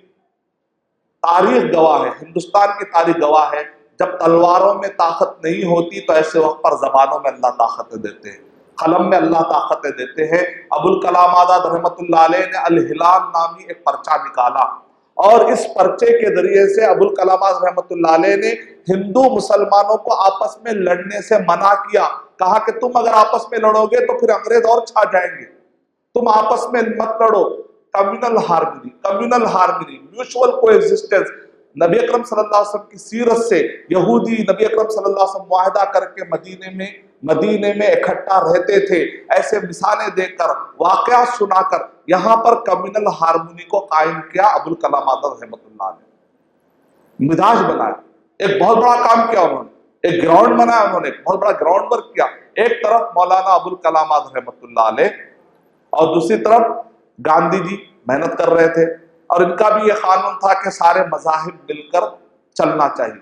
لیکن ایک فرقہ برابر لگا ہوا تھا، چونکہ انگریزوں نے جو بیج ڈالے تھے اس بیج کے ایک فرقہ وجود میں آ چکا تھا جس کو آپ کہتے ہیں فرقہ پرستی پر چلنے والے. ہندو مہاسبھا یا RSS کے ماننے والے یا گوڈسے کو ماننے والے یا ساورکر کو ماننے والے، یہ سارے لوگ نہیں چاہتے تھے. تو انہوں نے کہا کہ نہیں، گاندھی بڑے پرو لگتے ہیں، مسلمانوں کے بڑے قریبی لگتے ہیں. اب اس فضا کو انہوں نے توڑنے کی کوشش کی. اب ایسے وقت پر جو نہرو جی تھے، اس وقت پر پارٹیشن کی بات ہو رہی تھی، ہندوستان الگ پاکستان الگ، ہندوستان الگ پاکستان الگ. نہرو جی کو پریشر آ رہا تھا. ایک طرف وہ لوگ ہیں کہہ رہے ہیں کہ نہیں ہندوستان اور پاکستان سب مل جل کر رہنا چاہیے، دوسری طرف نہیں دونوں کو الگ ہونا چاہیے. آخری میں نہرو جی نے ایک فیصلہ لیا. مولانا ابوالکلام آزاد رحمۃ اللہ علیہ نے نہرو کو کہا میں وارننگ دیتا ہوں، پارٹیشن کی بات مت کرو. اس کی وجہ سے ہمیشہ یہ رہے گا کہ اس خطے میں ہمیشہ مسلم ہندو فیلنگ آ جائیں گے، دو قومیں الگ ہو جائیں گی. دو قومیں جب الگ ہو جائیں گی تو ہمیشہ کے لیے دونوں میں لڑائی ہوتے رہے گی، دونوں بھی ترقی نہیں کریں گے. پارٹیشن ہونے مت دو، پارٹیشن ہونے مت دو. انہوں نے وارننگ دی اکیلے میں. لیکن جب نہرو جی نے نہیں سنا، مولانا ابوالکلام آزاد رحمۃ اللہ علیہ کہتے ہیں کہ نہرو جی نے دو ایسی غلطیاں کی جس کی وجہ سے پارٹیشن کا واقعہ پیش آیا. اور انہوں نے یہ لکھا ہے انڈیا ونز فریڈم نامی کتاب میں، کہا کہ میرے مرنے کے 30 سال کے بعد اس کو کھولا جائے اور اس کو پڑھا جائے. وصیت کے مطابق جب کھولا گیا تو اس کے اندر دیکھا گیا کہ نہرو سے آ کر آل انڈیا لیگ، مسلم لیگ کے محمد علی جناح کہتے ہیں کہ آپ کی جو کیبنٹ ہے، کانگریس کی جو کیبنٹ ہے، آپ کی جو سیاسی کیبنٹ ہے، اس کے اندر مجھے سیٹ دی جائے. محمد علی جناح کو وہ سیٹ نہیں دیتے، کہتے ہیں کہ نہیں دو مسلمانوں کو اندر لے، ایسا نہیں ہو سکتا، جو ہے بس ہے. تو گویا کہ محمد علی جناح کو موقع مل گیا. تو محمد علی جناح نے کہا کہ یہ دراصل انڈین کا کیبنٹ نہیں، یہ تو ہندو کیبنٹ ہے، مجھے مسلم کیبنٹ بنانا پڑے گا. آل انڈیا مسلم لیگ انہوں نے قائم کی. گویا کہ نہرو کے اس کام کی وجہ سے محمد علی جناح کو یہ نعرہ لگانے کا موقع ملا اور نتیجے میں ہندوستان اور پاکستان الگ ہو گیا. ابوالکلام آزاد رحمۃ اللہ علیہ نے کہا دیکھو ایسا نہیں کرنا چاہیے. لیکن جو کمیونلزم کے پھیلانے والے تھے ان کا اثر نہرو جی پر پڑا، جیسا کہ جسونت سنگھ نے کہا. میں نے کہہ رہا ہوں، جسونت سنگھ اپنی کتاب میں لکھ رہا ہے، اپنے آرٹیکل میں لکھ رہا ہے، اصل محمد علی جناح نے ہندوستان کو نہیں بانٹا، نہرو جی نے ہندوستان کو بانٹ دیا. لیکن مولانا ابوالکلام آزاد ہماری وفاداریوں پر سوال اٹھاتے ہیں. بانٹنے والے کون ہیں؟ ہم نہیں تھے. ہمارے جو مسلمانوں کے جو لیڈر تھے نا، مولانا ابوالکلام آزاد رحمۃ اللہ علیہ، وہ تو پورے قوموں کو لے کر چلنے کی بات کرتے تھے، الہلال میں میوچول کو ایگزسٹنس کی بات کرتے تھے. ہم دین کا جب مسئلہ آئے گا لکم دینکم ولیہ دین، نو کمپرومائز. لیکن دنیاوی اعتبار سے اچھے تعلقات رکھ سکتے ہیں. ہم ایک اچھے ہندوستانی رہ کر بھی ہم اچھے مسلمان بن کر رہ سکتے ہیں. ایک اچھے مسلمان ہوتے ہوئے ہم اچھے ہندوستانی بن کر بھی رہ سکتے ہیں. کوئی کانٹرڈکشن والی بات نہیں، کیونکہ اللہ تعالیٰ نے قرآن مجید میں ارشاد فرمایا سورہ مائدہ نمبر 5 کی آیت نمبر 1 میں، یا ایھا الذین آمنوا اوفوا بالعقود، اے وہ لوگوں جو ایمان لائے ہو ایگریمنٹس کو پورا کرو، ایگریمنٹس کو پورا کرو. اگر آپ یہ چھوٹا سا جو انالیسس میں نے آپ کے سامنے رکھا ہے، اس سے آپ کو اندازہ لگ گیا کہ تاریخ میں جو مسلمانوں نے مندروں کو ڈھایا تو اس کا بیک گراؤنڈ آپ کو پتا چل گیا کہ اس زمانے میں اصل میں تھا کیا. اس زمانے میں ایسی کوئی فیلنگ تھی نہیں. اور 190 سال مسلمانوں نے جو خون بہایا ہندوستان کی آزادی کے لیے، اور indiagate.com بھی اس کی گواہی دیتا ہے. آپ کو اس سے اندازہ لگ جائے گا کہ ہندوستان سے مسلمانوں کی کتنے وفاداریاں وابستہ ہیں. میں آپ کو اور باقی کے پوائنٹ بتاتا ہوں. حریت، مسلمان حریت میں، مسلمان حریت یعنی آزادی، آزادی میں الحمدللہ مسلمانوں کی وفاداریاں میرے اس مختصر سے بات میں ثابت ہو چکی ہے۔ دوسرے جو پوائنٹس ہیں، دفاع ہند، دوسرا پوائنٹ ہے دفاع ہند۔ ہندوستان کا ڈیفنس میں بھی مسلمان کافی وفاداری، مسلمانوں نے کافی اپنا سرمایہ لگایا۔ آپ جانتے ہیں نظام سرکار جو تھے ہندوستان پر جب ایسا ٹائم آیا کہ اس وقت پر ہندوستان پر حملہ ہونے والا تھا تو نظام سرکار نے 5000 کلو، دیکھے بھی نہیں کبھی، 5000 کلو سونا گفٹ کیے ہندوستان کی حفاظت کے لیے۔ ہم سے پوچھتے ہیں کہ ہم مسلمان ہندوستان کو کیا دیے؟ مسلمانوں سے ہندوستان کو کیا ملا؟ کپڑے نہیں تھے پہننے، کپڑے پہننے کی طاقت دی، ترکاری نہیں تھی، برف نہیں معلوم تھا، برف دی، ڈیولپ کیے۔ انگریز آ کر لوٹ کر گئے، یہاں پر پٹریاں بھی انہوں نے، انگریزوں نے جو ڈالی، ٹرین کا جو سسٹم انہوں نے جو قائم کیا، یہاں کے مسالے اور یہاں کے طاقتوں کو ٹرینوں میں جمع کر کر کے ڈبوں میں لے جاتے، اور یہ ٹرین کی پٹریاں ختم ہوتی سمندروں کے قریب اور سمندروں سے شپ میں ڈال کر لے جاتے تھے۔ وہ اپنے فائدے کے لیے پٹریاں بنائے تو لوگ سمجھتے انگریز آ کر ہندوستان کو پٹریاں دی، پٹریاں نہیں دی، وہ پٹریوں پہ بٹھا کے آپ کے سامانوں کو لے کر گئے، معلوم ہی نہیں، تاریخ نہیں پڑھے۔ دفاع ہند، پی جے عبد الکلام نے وہ ٹیکنالوجی دی جس کے ذریعے سے آج ہندوستان محفوظ ہے۔ آج ہندوستان جو آنکھ میں آنکھ ڈال کر بات کر رہا ہے، اس کے پیچھے پی جے عبد الکلام کا ایک بہت بڑا ان کا حصہ ہے۔ آپ مسلمانوں سے پوچھتے ہیں کہ مسلمانوں نے اس ملک کے لیے کیا کیا؟ تیسرا پوائنٹ ہے سیاسی بیداری۔ آزادی، جب آزادی ملی تو اس وقت پر مولانا ابوالکلام آزاد رحمت اللہ علیہ نے جو کتابیں لکھی، آپ جانتے ہیں صرف 17 سال کے تھے، 17 سال کے تھے، ایک ایسا میگزین نکالا انہوں نے ہندوستان میں۔ اس زمانے میں میگزین پڑھتے تھے، دوسرا دن کہتے تھے اب 29 دن انتظار کرنا پڑے گا، کیونکہ 29 دن کے بعد پھر ایک میگزین نکلے گا۔ اتنا زبردست میگزین ہوتا تھا کہ لوگ اسی دن ہی پڑھ دیتے تھے اور ہاتھوں ہاتھ نکل جاتا تھا۔ اور ابوالکلام آزاد رحمۃ اللہ علیہ کی جو بک ہے دا انڈیا ونس فریڈم، 3 کروڑ کی تعداد میں پہلی مرتبہ جب چھپا تو 3 کروڑ مرتبہ، مطلب بار بار چھاپنا پڑا، یہاں تک کہ 3 کروڑ کاپیز نکل گئے۔ اس زمانے کی سب سے فاسٹ بکنے والی کتاب تھی۔ اور آپ جانتے ہیں فوربس میگزین میں لکھا ہوا ہے، تاریخ میں، قریب کی تاریخ میں جو جہاں سے لوگوں نے ریسرچ کیا ہے، اس میں 5 بڑے مالدار گزرے ہیں، وہ 5 میں ٹاپ 5 میں نظام سرکار کا نام آتا ہے۔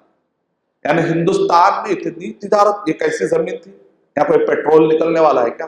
یہ زراعت والی زمین، زراعت والی زمین میں شیشم، ساگوان، یہاں کے مسالہ جات، اس انداز میں بزنس کرتے ہیں۔ وہ کیا قسم کا مائنڈ تھا ہوگا۔ آج بھی وہی زمین، لیکن آج بھی ہمارے پاس وہ ڈیولپمنٹ نظر نہیں آ رہا، لیکن اس زمانے میں وہ زمین، پھر وہ آلات نہیں، لیکن کیا شکل میں انہوں نے بزنس کیا تھا ہوگا۔ ہندوستان آج کے زمانے میں فرانس میں سب سے زیادہ ہیرے بکتے ہیں، اس زمانے میں جب نظام سرکار یہاں پر تھے، عثمان 7 نظام کے 7 نظام، سب سے زیادہ ہیرے بکنے کا جو کام ہوتا تھا وہ حیدرآباد میں ڈیلنگ ہوتی تھی۔ کوئی بھی بک لاؤ سونے میں تول کر دیتے تھے، کوئی بھی پرانا مخطوطہ اٹھا کر لائے۔ سالار جنگ میوزیم میں اگر آپ جا کر دیکھیں گے ایسے مینوسکرپٹ ملتے ہیں جو دنیا میں آپ کو کہیں پر بھی نہیں ملتے، کیونکہ نظام سرکار کہتے تھے کوئی بھی نادر چیز لاؤ سونا تول کر لے کر جاؤ۔ تو اس ہندوستان کو اتنے قیمتی سونے کی چڑیا بنانے والے کون تھے؟ وہ مسلمان تھے۔ آج لکڑی کی چڑیا بھی نظر نہیں آئی۔ قدر و قیمت، ہندوستان کی قدر و قیمت بڑھائی، سیاسی بیداری آگے بڑھائی۔ 5واں ہے غلط رسم و رواج کی بےخبری۔ غلط رسم و ستی کی رسم ہوتی تھی، مسلمانوں کے حکومت کے دوران وہ رسم مٹ گئی۔ یہاں پر اونچ نیچ کی وجہ سے کافی دوریاں ہو چکی تھی۔ میں نے تو آپ کو دا ڈسکوری آف انڈیا کا حوالہ سنا دیا کہ جواہر لال نہرو کہتے ہیں مسلمانوں کے ہندوستان میں آنے کا سب سے بڑا فائدہ یہ ہوا کہ یہ قوم ڈیولپ ہوئی اور یہاں پر سے بھید بھاؤ کا نظام میں کافی کمی آئی۔ 6واں پوائنٹ ہے تعلیمی لیاقت کے لیے عمارتوں کا سلسلہ۔ عثمانیہ یونیورسٹی، جامعہ ملیہ اسلامیہ، علی گڑھ یونیورسٹی قائم کی۔ تعلیمی اعتبار سے اگر ہم مدرسوں کا اگر نام لینا شروع کریں، ہندوستان میں ہر مسلک کے بڑے بڑے مدرسے، ان مدرسوں کے اندر تنخواہیں دینے والے کوئی گورنمنٹ نہیں ہے۔ یہاں کے مسلمان جو محنت کرتے ہیں کھیتوں میں سے، بزنس میں سے جو آتا ہے وہ اللہ کی راہ میں لگاتے ہیں، تو ان علماء، یہ بچے، یہ سارے کتابیں، یہ سب کے پیچھے خرچہ لگتا ہے۔ ہندوستان کا ایک بہت بڑا بجٹ جو مدرسوں کو لگ سکتا ہے، یہاں پر مدرسوں کے ذریعے سے تعلیم دی جاتی ہے، مدرسوں کے ذریعے سے بچے کھاتے اور پیتے ہیں، مدرسوں کے ذریعے سے امپلائمنٹ مل رہا ہے۔ ہزاروں لاکھوں لوگوں کا امپلائمنٹ ہندوستان سے بچ گیا کہ نہیں بچ گیا؟ یہ مدرسوں کی وجہ سے بچا ہے۔ آپ کے اوپر ایک بہت بڑی رسپانسبلٹی آتی تھی اتنے لوگوں کو امپلائمنٹ دینے کی، اللہ تعالیٰ نے مدرسوں کے ذریعے سے بچایا۔ یہ تعلیمی لیاقت کے لیے مدرسوں کا جال، یہ یونیورسٹیز آپ جو دیکھ رہے ہیں، میں تو آپ کو چند مثالیں دے رہا ہوں، اگر آپ تفصیل میں جائیں گے صفحے صفحے لکھے ہوئے، کتنے یونیورسٹیز ہیں، کتنے انسٹیٹیوٹ ہیں۔ نمس نظام سرکار کے زمانے کا ریسرچ ہوتا ہے، ہیلتھ پر بہترین ریسرچ، اور یو جی سی سے باقاعدہ افیلیٹڈ ہے، اور اس کے ریسرچ کو پوری دنیا میں مانا جاتا ہے۔ دائرۃ المعارف عثمان یونیورسٹی کے بازو، پورے عرب ورلڈ میں ویسی کتابیں نہیں ملتی جو کتابیں آپ کو دائرۃ المعارف میں ملتی ہیں۔ ہم جو مدینہ یونیورسٹی میں سلیبس میں پڑھتے تھے وہ دائرۃ المعارف، اس کے اوپر دائرۃ المعارف لکھا ہوا ہے۔ علم الرجال کی 5 لاکھ راویوں کا جو ڈیٹا محفوظ ہے، وہ کتابیں آخر میں کہاں ملی؟ پوری دنیا میں کھنگالے تو نہیں ملی، آخر میں دائرۃ المعارف میں ملی۔ ہندوستان کو مسلمانوں نے کیسا قیمتی بنایا کہ تعلیمی اعتبار سے پوری دنیا کے عرب کے لوگ مجبور ہیں کہ وہ ہندوستان کا سفر کریں۔ تعلیمی لیاقت، امن کے قیام کے لیے بھی محنت ہوئی، مسجدوں کا سلسلہ ہے، مدرسوں کا سلسلہ ہے۔ جب ہیمن کرکرے صاحب نے مجھے انوائٹ کیا تھا، جناب ہیمن کرکرے صاحب نے، بمبئی کے اندر ATS میں anti terrorism squad police officers موجود تھے، ان کے سامنے میں نے کہا کہ دیکھو ہمارے مسجدوں میں اور مدرسوں میں کیا تعلیم دی جاتی ہے۔ آپ سمجھتے ہیں کہ مدرسوں کے اندر دہشت گردی سکھائی جاتی، بات ایسی نہیں ہے۔ ہمارے مدرسوں اور مسجدوں میں سکھایا جاتا ہے سورہ مائدہ نمبر 5 آیت نمبر 32، من اجل ذلك كتبنا على بني اسرائيل انه من قتل نفسا بغير نفس او فساد في الارض فكانما قتل الناس جميعا ومن احياها فكانما احيا الناس جميعا، یعنی ایک معصوم کو مارنا پورے انسانوں کو مارنے کا گناہ لکھا جائے گا۔ دہشت گردی کا ڈیفینیشن تو یہی ہے نا کہ ایک معصوم کو مارنا غلط ہے، تو قرآن میں بتایا جا رہا ہے کسی بھی معصوم کو، چاہے مسلم ہو چاہے غیر مسلم، آپ اس کو مار ہی نہیں سکتے۔ یہ تعلیم ہم کو مدرسوں میں دی جاتی ہے، مساجد میں دی جاتی ہے۔ اس وجہ سے آپ دیکھتے ہیں first world war, second world war, جو دنیا کی سب سے بڑی دہشت گردی ہے، اس کے اندر مسلمانوں کا نام و نشان نہیں۔ وہ لڑنے والے پورے کون ہیں؟ وہ یکساں سول کوڈ کے ماننے والے، یکساں سول کوڈ کے ماننے والے پورے عیسائی تھے نا، ایک ہی سول کوڈ کے ماننے والے تھے، لیکن وہ first world war second world war قائم کر رہے ہیں۔ 8واں ہے سہولیات کے لیے عمارتیں بنائی۔ اب آپ کاچی گوڑ آپ اسٹیشن پہ ٹھہریے، وہ جو عمارت ہے مسلمانوں کی ہے۔ آپ نامپلی اسٹیشن پر جائیے، وہ جو ٹرین جو ریلوے اسٹیشن ہے وہ مسلمانوں کا بنایا ہوا ہے۔ اگر آپ سہولیات کی بات کریں گے، ڈیم ناگرجنا ڈیم مسلمانوں کے زمانے میں شروع ہوا۔ چادر گھاٹ، یہ جو نظام سرکار ہے UK کے اندر، تھیم اور سین، UK اور فرانس میں 2 شہروں کو درمیان میں ایک نہر کے ذریعے سے بانٹا گیا، کہا کہ یہ ہمارے ہندوستان میں ہونا چاہیے، تو نظام سرکار حکم دیتے اور حیدرآباد کے اندر چادر گھاٹ، وہ تھیم اور سیم کو چادر گھاٹ بنا دیا ہم، یہ الگ بات ہے۔ چادر گھاٹ 2 شہروں، پرانا شہر اور نئے شہر کے درمیان بانٹا گیا، اور اس کو ایک UK کی طرح ایک خوبصورت اور فرانس کی طرح خوبصورت شہر بنانے کی کوشش کی گئی۔ اتنے ایڈوانس طریقے سے لانے کی کوشش کی کس نے؟ مسلمانوں نے۔ مسلمانوں نے نیو یارک میں میں نے جا کر دیکھا ڈیم، اس ٹائپ کا ڈیم ہم کو ملتا ہے گنڈی پیٹ کے نام، جس کو اصل کہتے ہیں عثمان ساگر۔ اس سے اندازہ لگ سکتا ہے کہ سہولیات کے لیے کتنی محنت کی، کتنا آج کہہ رہے ہیں India make in India, make in India, infrastructure of India. Already جو انفراسٹرکچر بنا ہوا ہے مسلمانوں کا بنا ہوا ہے، آپ جو ابھی بنائیں گے تو دیکھیں گے کیسا بنے گا، لیکن جو ابھی بنا ہے ابھی تک بھی جو وہ مسلمانوں کا بنایا ہوا ہے۔ 9واں ہے خدمت خلق کے لیے تعمیر کا سلسلہ، عثمانیہ دواخانہ۔ ایسے بہت سارے دواخانے ہیں جو مسلمانوں نے بنائے، انگریز تو آئے لوٹنے کے لیے، لیکن مسلمان کہتے باہر سے آئے، باہر سے آئے، جو باہر سے آئے تھے حکومت کرے چلے گئے، ہم یہی کہ ہمارا رنگ یہی کا ہے۔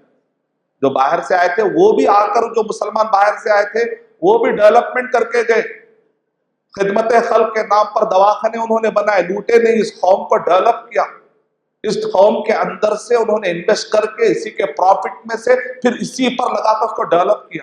اس کو تو وینچرسمنٹ کہتے ہیں۔ وینچرسمنٹ مطلب ایک جگہ ہوتی ہے، اس جگہ میں سے پودا لگا کے پھل نکال کے اس قوم کو کھلایا جانا، اس کو کہتے ہیں وینچرس مائنڈ۔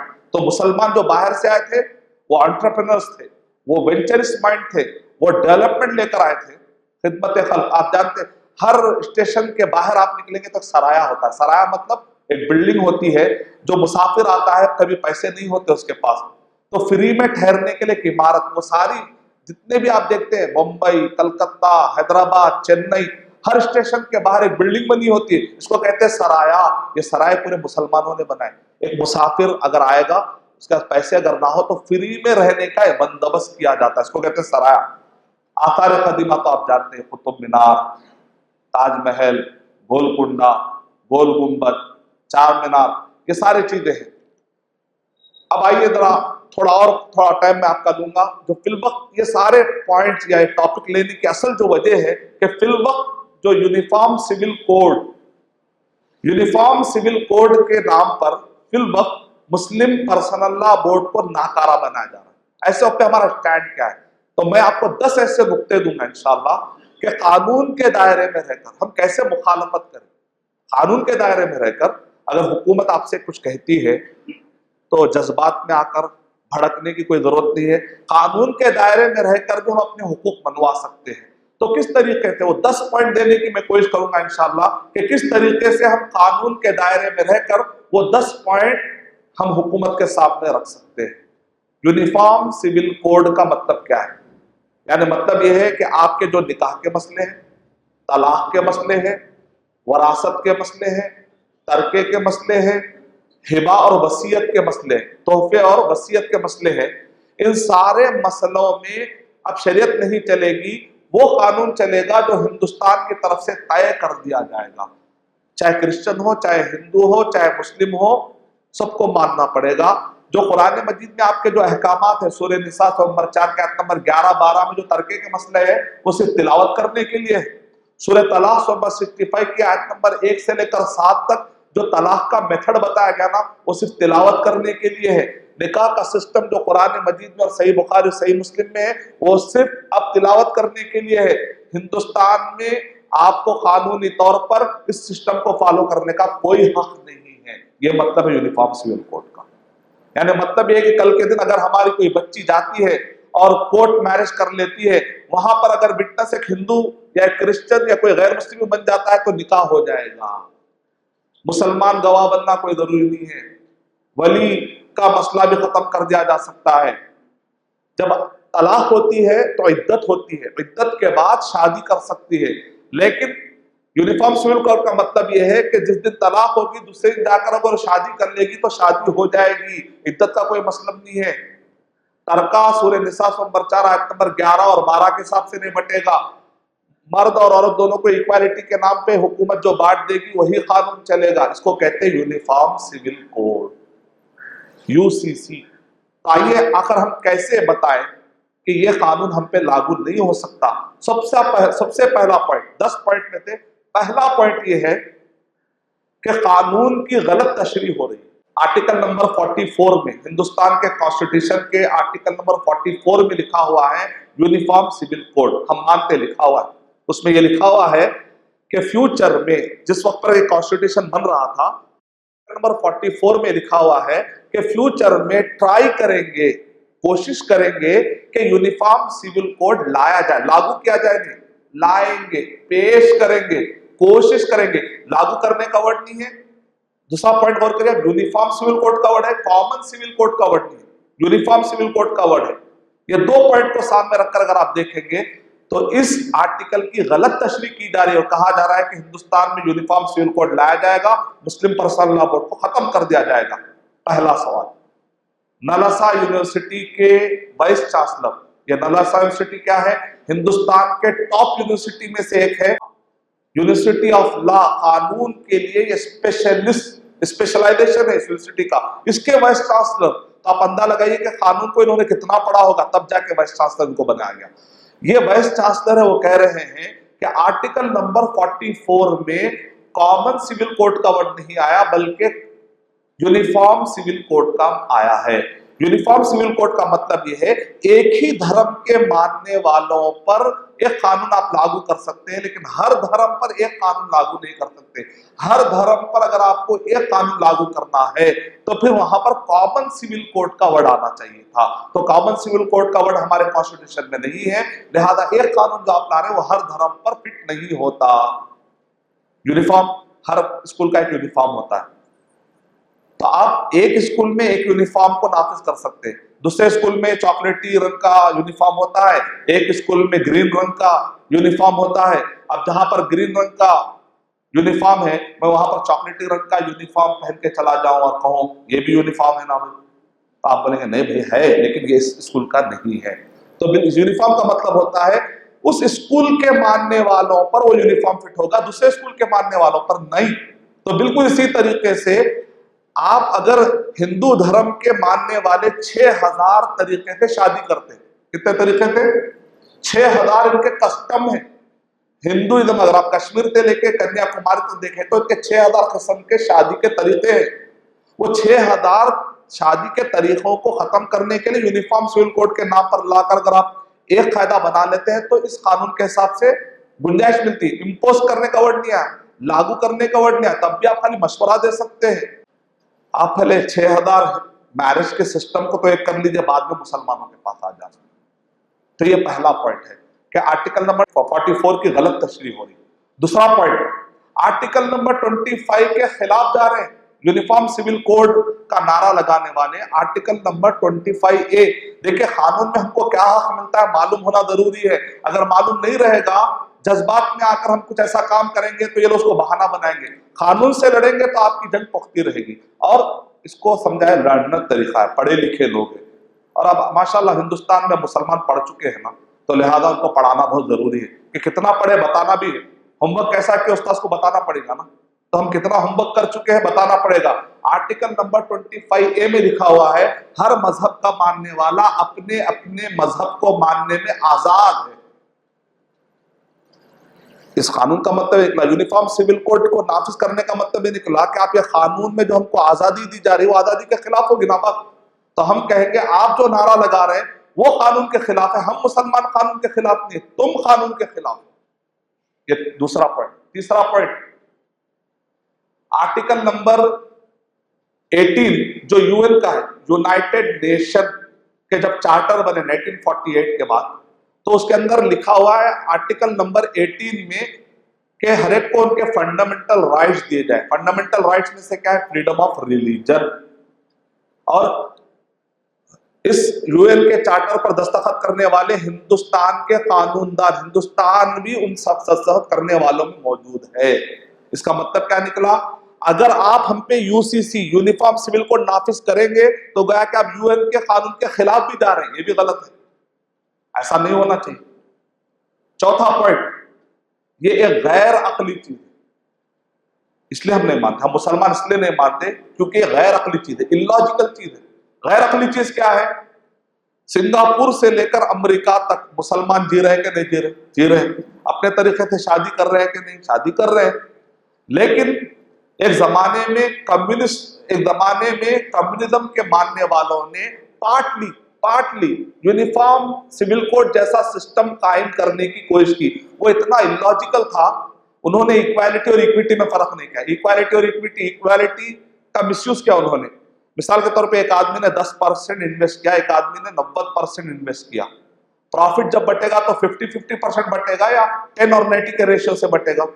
10 और 90, इसको कहते हैं इक्विटी, जितना इन्वेस्टमेंट उतना प्रॉफिट। नहीं, इक्वालिटी। भाई इक्वालिटी तुम इन्वेस्टमेंट में भूल गए, इक्वालिटी तुमको प्रॉफिट में याद आ रहा है, और प्रॉफिट के अंदर आप कह रहे हैं 50-50%। चपरासी जो मेहनत करेगा उसको भी उतने पैसे, प्रिंसिपल जो मेहनत करेगा उसको भी उतने पैसे। भाई जिसका जितना इन्वेस्टमेंट हुआ मेहनत का, जिसका जितना इन्वेस्टमेंट, रिस्क मैनेजमेंट इन्वॉल्व, जिसका जितना इन्वेस्टमेंट होता है उस लिहाज से बांटा जाता है, ना कि इक्वालिटी के नाम पे आप प्रॉफिट के वक्त पर देखते बैठते। लेकिन ऐसी गलती की नतीजे में क्या निकला? सोवियत यूनियन के टुकड़े टुकड़े हो गए। जो इलॉजिकल चीज होती है ना वो ज्यादा दिन रहती नहीं। ऑलरेडी हमारे जो सिविल मैटर्स है 90% सिविल मैटर्स में हम हिंदू मुस्लिम क्रिश्चियन आप देखिए सब एक ही है। एमएलए इलेक्ट करना है सेम प्रोसीजर है, एमपी को इलेक्ट करना है सेम प्रोसीजर है, اور ہندوستان میں جو ہمارے سیل ڈیڈس ہے، گوڈس ہے، بیچنا ہے، رینٹ ایگریمنٹس ہے، اور ہمارے جو گھروں کے ہاؤس رینٹل ایگریمنٹ ہے، ان سب کے اندر جو سول میٹرز ہے 90% آلریڈی ہم یونیفارم سول کوڈ کی طرح لائف گزار رہے ہیں، اس میں کوئی پرابلم نہیں۔ اب جو ہمارے نجی مسئلے، نکاح، ظاہر بات ہے آدمی کے خوش ہونے کا طریقہ الگ ہے، ہر آدمی کے خوش ہونے کا طریقہ الگ ہوتا ہے، اس کے رسم و رواجوں کا طریقہ الگ ہوتا ہے۔ ہم مسلمان بھی دوسرے مذہبوں کو تبلیغ کرتے، زبردستی ہم بھی نہیں کر سکتے۔ اسلام نے بھی ہم کو کہا دوسروں کو تم بتاؤ، لیکن زبردستی ہم بھی نہیں کر سکتے۔ قانون کے حساب سے آپ کو بھی زبردستی نہیں کرنا چاہیے، قانون کے اعتبار سے بھی ہم مسلمان زبردستی نہیں کر سکتے۔ سورہ بقرہ سورہ نمبر 2 کی آیت نمبر 256 لا اکراہ فی الدین کے اعتبار سے بھی ہم زبردستی نہیں کر سکتے۔ تو لہذا یہ غیر عقلی، غیر فطری بھی ہے۔ پانچواں پوائنٹ یہ ہے کہ غیر فطری ہے۔ غیر فطری کیسا ہے؟ 1961 سے لے کر اب تک سینسس نکالا گیا کہ ہندوستان میں پالیگیمس، ایک سے بڑھ کر شادی کرنے والے مسلمان ہیں یا ہندو ہے یا کرسچن ہے، تو آپ تعجب کریں گے مسلمانوں سے ڈبل ہندو پالیگیمس نکلے۔ ہندو، حالانکہ 1955 میں ہندو میرج ایکٹ کے مطابق ہندو حضرات کو کتنی شادی کرنا ہے؟ ایک، لیکن سب سے زیادہ ڈبل شادی کون کر رہے ہیں؟ ہندو حضرات۔ سینسس نکالا گیا، ہندوستان میں باقاعدہ تحقیق کی گئی، اسٹیٹسٹکس نکالے گئے، انٹرنیٹ کے اوپر پوری تحقیق پڑی ہوئی ہے۔ یعنی مطلب ہے کہ فطرت میں ایک مانگ تھی، ایک نے شادی کی اور ایک شادی کی اس کی، چونکہ اب قانون تھا، قانون سے رک نہیں سکے، لیکن فطرت کی مانگ کو آپ کیسے روک سکتے ہیں؟ تو یہ غیر فطری عمل تھا جو، لیکن آخر میں کیا ہوا؟ قانون کو انہوں نے توڑا، اور یہ غیر تطبیقی ہے۔ غیر تطبیقی مطلب ہے ناٹ، اس کو اپلائی نہیں کر سکتے آپ، ناٹ اپلیکیبل، اس کو اپلائی کرنا ممکن نہیں ہے۔ مثال کے طور پہ لوگ کہتے ہیں کہ جو مسلمان ہیں نا یہ سمجھتے ہیں کہ ایک سے زیادہ 4 شادی کرنا یہ لازم سمجھتے ہیں، تو ہم کہتے ہیں کہ ہم لازم نہیں سمجھتے، جائز سمجھتے ہیں۔ پہلی بات، ہم بغیر ایک سے زیادہ شادی کرے بغیر بھی ایک اچھے مسلمان بن کر رہ سکتے ہیں۔ ہمارے پاس سورہ نساء نمبر 4 کے آیت نمبر 4 میں اجازت، فَانكِحُوا مَا طَابَ لَكُمْ، اجازت کا ورڈ ہے کہ 4 شادیاں تم کر سکتے ہو، کرنا کوئی ضروری نہیں ہے، بلکہ اگر تم انصاف نہیں کر سکتے تو تم ایک پر بس کرو۔ یہاں تک بھی کہا گیا، یہاں تک بھی کہا گیا، لیکن یہ لوگ پرووک کرتے ہیں، کہتے ہیں یہ مسلمان، تم اے ہندو حضرات تم شادی کرو گے نا 1 2 3 4 ایسے تمہارے بچے بڑھیں گے، اور مسلمانوں کے 1 4 8 16 32 کیا ہو جائے گا فیوچر میں، لہذا ایسا نہیں ہونا چاہیے۔ بھائی پہلے سوچ لینا تھا نا، مسلمان کو اللہ نے بہترین قانون دیا، اور ہم کبھی بھی ایسا نہیں بولتے ہمارا ریلیجن ہے آپ کا نہیں ہے، آپ فالو مت کرو، پریکٹس مت کرو۔ ہر کوئی آ کر اس کو ایکسیپٹ کر سکتا ہے، فالو کر سکتا ہے، اسلام قبول کرے، لا الہ الا اللہ محمد رسول اللہ، دوسرے 4 شادیاں کر لیجیے، آپ کوئی پرابلم نہیں، اس میں کوئی مسئلے کا حل تو ہے نا، الحمدللہ، سب کوئی پرابلم کی بات ہے ہی نہیں۔ تو یہ غیر تطبیقی ہے جو شوشے چھوڑے جا رہے ہیں، غیر تطبیقی ہے۔ 7واں پوائنٹ ہے ہسٹوریکل مسٹیک، تاریخ اعتبار سے 1928 میں مسئلہ نکالا گیا، یونیفارم سول کوڈ لائیں گے، ٹائم ویسٹ ہوا۔ 1939 میں پھر نکالا گیا مسئلہ، ٹائم ویسٹ ہوا۔ 1985 میں شاہ بانو کا کیس کے بہانے پھر نکالا گیا، ٹائم ویسٹ ہوا، کیونکہ یہ لاجیکل ہے، غیر فطری ہے، غیر عقلی ہے، کانسٹیٹیوشن کے خلاف ہے، ہو ہی نہیں سکتا۔ ہم اس کو لانے کی کوشش کر رہے ہیں، قانون کے خلاف جا کے تھوڑی لا سکتے ہیں۔ قانون میں امینڈمنٹ ہو سکتا ہے، لیکن یہ قانون جو بن چکا ہے اس کے خلاف نہیں جا سکتے آپ۔ قانون نہیں ہے تو قانون کا حق تنسیخ امینڈمنٹ ہوتا ہے، لیکن جو آلریڈی قانون ہے اس کو کس بیس پہ نکالیں گے؟ جب تک یہ قانون نہیں نکال سکتے، دیکھیں اس کا بھی قانون بنا ہوا ہے، کوئی بھی ہندوستان کا جو قانون بنا ہوا ہے آپ نہیں نکال سکتے جب تک کہ اپوزیشن موجود ہو۔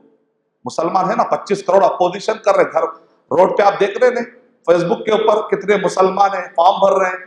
اس کا مطلب ہے ہر سارے جماعت کے لوگ ایک پلیٹ فارم پر آ کر متحد ہو چکے ہیں۔ شیخ آر کے نور محمد حفظہ اللہ نے اپیل کی، ہمارے بڑے اکابر میں سے ڈاکٹر ہے، پی ایچ ڈی کیا، انہوں نے کہا کہ اس کو فقہی مسئلہ سمجھ کر مسلمان پیچھے نہ ہو جائے، یہ دینی مسئلہ ہے، تمہارے دین پر حملہ ہونے والا ہے۔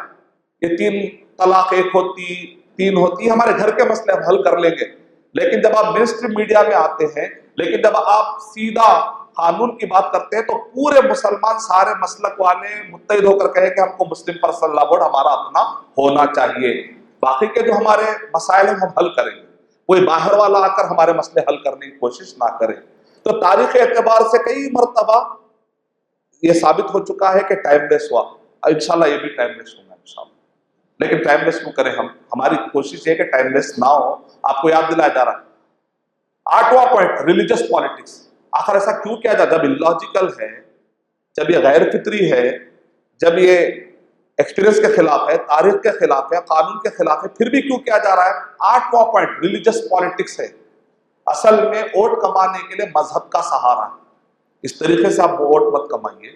اگر آپ کو ووٹ کمانا ہے تو ہمارے نوجوان بچے جو اپنے ماں باپ کو چھوڑ کر دوسرے ملکوں میں جا کر در دھر کی ٹھوکریں کھا کر وہاں پر محنت کر رہے ہیں، وہ ہندوستان میں رہ کر اپنے ماں باپ کی خدمت کرتے ہوئے روٹی روزی کما سکتے تھے۔ ایسا کوئی ڈیولپمنٹ کریے۔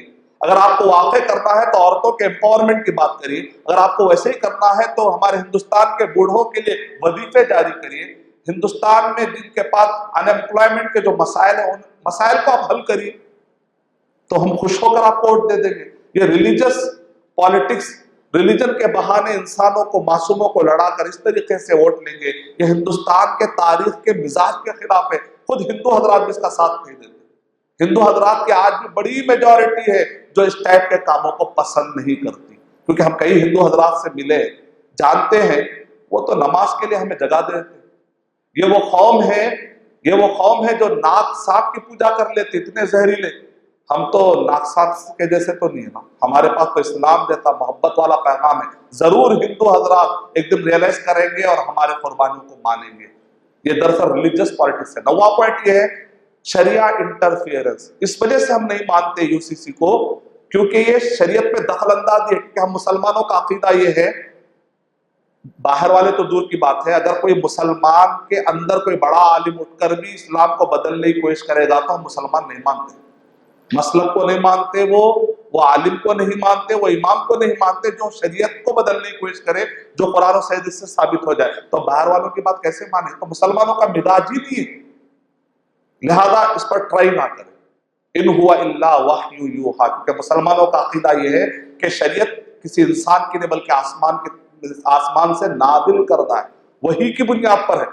اور 10واں پوائنٹ ہے وہ یونیفارم سول کوڈ مان لو، یونیفارم سول کوڈ مان لو، یونیفارم سول کوڈ مان لو، بار بار کہہ رہے ہیں نا آلریڈی یونیفارم سول کوڈ قرآن مجید ہدی للناس، پورے سورج سب کے لیے ہے، ہمارا قرآن میں سب کے لیے آلریڈی ہے ہمارے پاس یونیفارم سول کوڈ۔ کیا کمی ہے اس کے اندر؟ جس نے ہندو، مسلم، کرسچن سب کو پیدا کیا اس نے نازل کیا، تو ظاہر بات ہے سب کے لیے بیسٹ رہے گا، سب کے لیے بہترین رہے گا۔ الا یعلم من خلق وهو اللطیف الخبیر، کیا جس نے پیدا کیا وہ نہیں جانتا کہ ہمارے لیے کیا اچھا اور کیا برا؟ ظاہر بات ہے وہ جانتا ہے۔ اب شریعت کی کیا اہمیت ہے؟ 10 پوائنٹ اور دوں گا میں آپ کو انشاءاللہ۔ پہلا پوائنٹ نزول شریعت۔ ہم مسلمان یہ عقیدہ رکھتے ہیں، کیوں ہم کہتے ہیں مسلم پرسنل لا، شریعہ بورڈ، شریعہ بورڈ، کیوں ہم شریعت کو اتنی زیادہ اہمیت دے رہے ہیں؟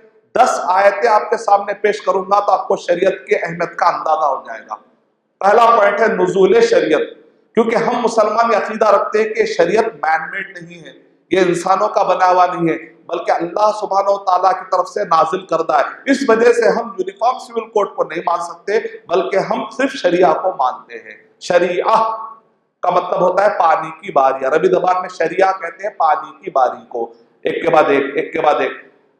عیسیٰ علیہ السلام کے زمانے میں شریعہ الگ تھی، موسیٰ علیہ السلام کے زمانے کی شریعت الگ تھی، تو ہر زمانے میں شریعتیں بدلتے رہتی ہے، لیکن دین توحید ایک ہی رہتا ہے۔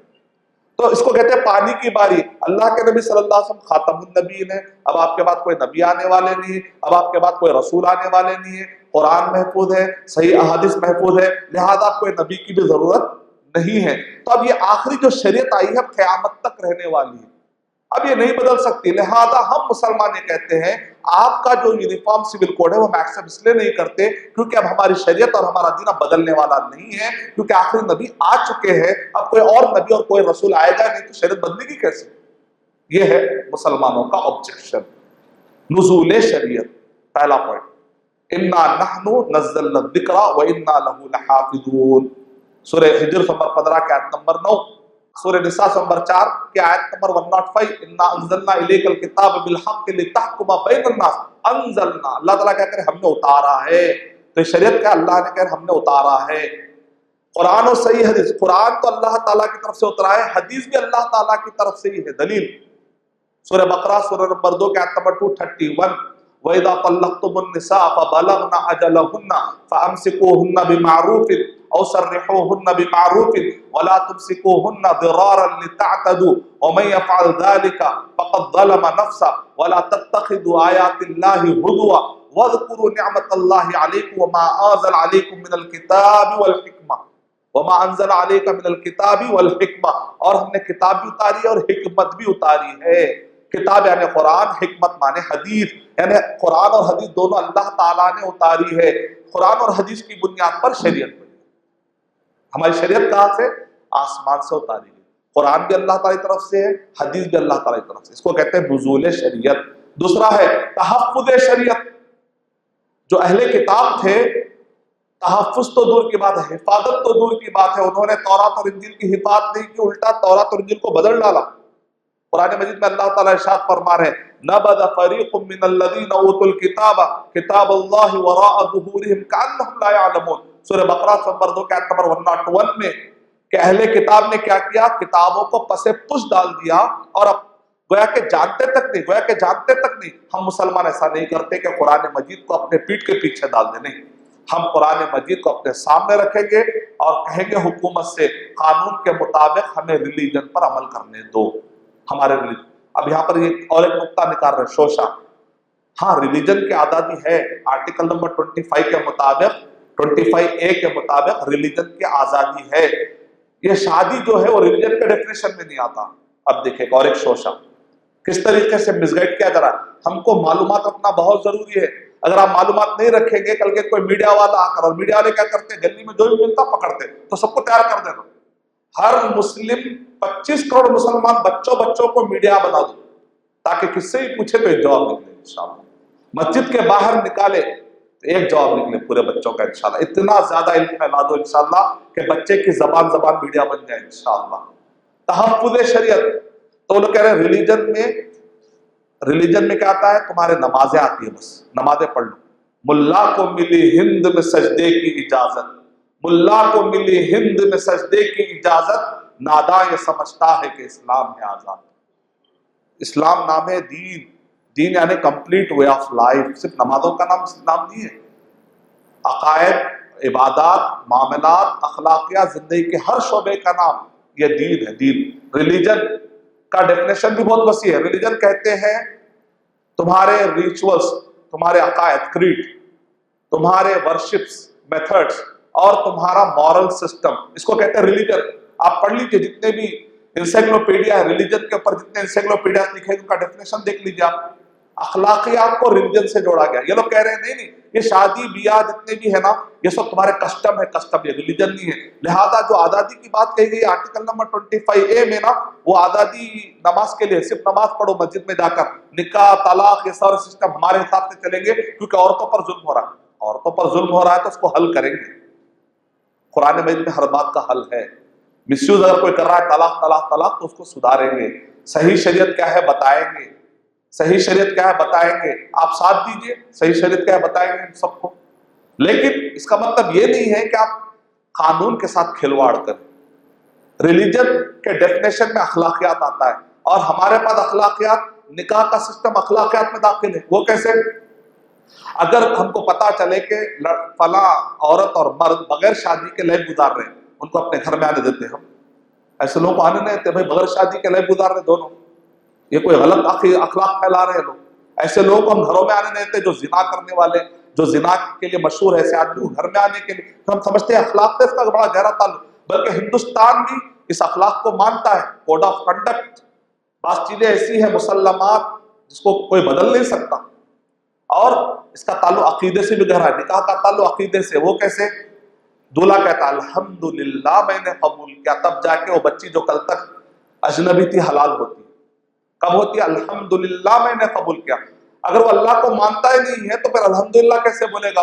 اس کو الحمدللہ، اللہ کو ماننا ہے تب جا کے وہ الحمدللہ کہے گا۔ اللہ کو مانے گا تو الحمدللہ نکلے گا، الحمدللہ نکلے گا تو نکاح ہوگا۔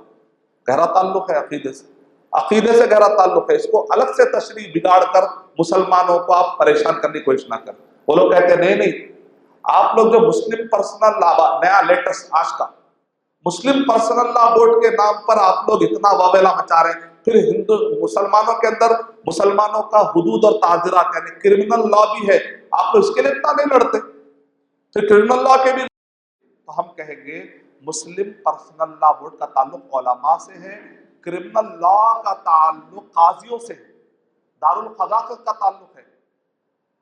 جرائم ثابت کرنے کے لیے ایک لمبا سسٹم چاہیے، اس کے لیے جوڈیشل پاور چاہیے، اس کے لیے حاکم ہونا چاہیے، اس کے لیے حکومت چاہیے، اس کے لیے جوڈیشل ایک پورا پاور اور ایک اتھارٹی چاہیے، اس کے لیے پورا ایک سسٹم چاہیے، کیونکہ ہم کسی کو کہیں گے مجرم ہے تو گواہ چاہیے، اس گواہ کو تلاش کرنے کے لیے جاسوسوں کا سسٹم ہونا پڑے گا۔ یہ ایک ایسا لمبا سسٹم ہے، ہندوستان کے قانون کے مطابق عام آدمی قانون کو اپنے ہاتھ میں نہیں لے سکتا۔ آپ کہہ رہے ہیں کہ کرمنل لا کے بارے میں بھی آواز اٹھاؤ، آپ ہم کو قانون کے خلاف جانے کے لیے کہہ رہے ہیں، آپ ہم کو قانون کے خلاف جانے کے لیے کہہ رہے ہیں، آپ قانون برابر پڑھ ہی نہیں رہے ہیں۔ قانون میں ہے کہ عام آدمی قانون کو ہاتھ میں نہیں لینا، اور آپ کہہ رہے ہیں کہ قانون کو ہاتھ میں لو۔ اسی لیے ہم کرمنل لا کے بارے میں ہندوستان میں بات نہیں اٹھاتے۔ سعودی عرب میں کرمنل لا پہ عمل ہوتا ہے، حدود و تعزیرات پر عمل ہوتا ہے، قضاء کا سسٹم ہے، کورٹ کچہری کا سسٹم ہے۔ مدینہ سٹی مدینہ کے اندر جو قاضی ہے نا، وہ محمد بن عبد الوہاب رحمۃ اللہ علیہ کے بیٹوں میں سے ہے۔ پورے سعودی عرب کے جتنے بڑے شہروں کے قاضی ہیں، اکثر قاضی محمد بن عبد اللہ رحمۃ اللہ علیہ کے خاندان سے، اور پورے جید علماء کرام ہیں، وہ قاضی بھی ہیں، وہ عالم بھی ہے۔ ہندوستان میں ہم کرمنل لا کی بات نہیں کر سکتے، کیونکہ ہم یہاں پر حاکم نہیں ہے۔ جیسے نماز کے لیے وضو ہونا ضروری ہے، نماز کے لیے جیسے وضو ہونا ضروری ہے، کرمنل لا اور جسٹس کو قائم کرنے کے لیے بھی حاکم ہونا ضروری ہے۔ ہندوستان میں سیکولرزم ہے، سیکولرزم کا مطلب یہ ہے کہ یہاں پر کوئی بھی ایک ریلیجن کو مذہب آفیشل طور پر کسی ریلیجن کو نہیں مانا جاتا۔ سیکولرزم یا ڈیموکریسی کا مطلب کیا ہوتا ہے؟ ایک سسٹم ہے جو لوگوں نے بنایا ہے، اس کو رکھا جائے گا آفیشل لیول پر، کوئی بھی ایک ریلیجن کو بڑا نہیں بنائیں گے، ریلیجن کو تم اپنے نجی مسائل کے لیے رکھ لو۔ چونکہ قانون نے ہم کو کہا کہ پرسنل لا، تو پرسنل لا میں نکاح طلاق آتے اور عالم آسانی سے ادا کر سکتے۔ جس نے منکر کو دیکھا وہ کیا کرے؟ ہاتھ سے ہٹا دے۔ کرمنل لا کے لیے ہاتھ سے ہٹانے کے لیے پاور چاہیے۔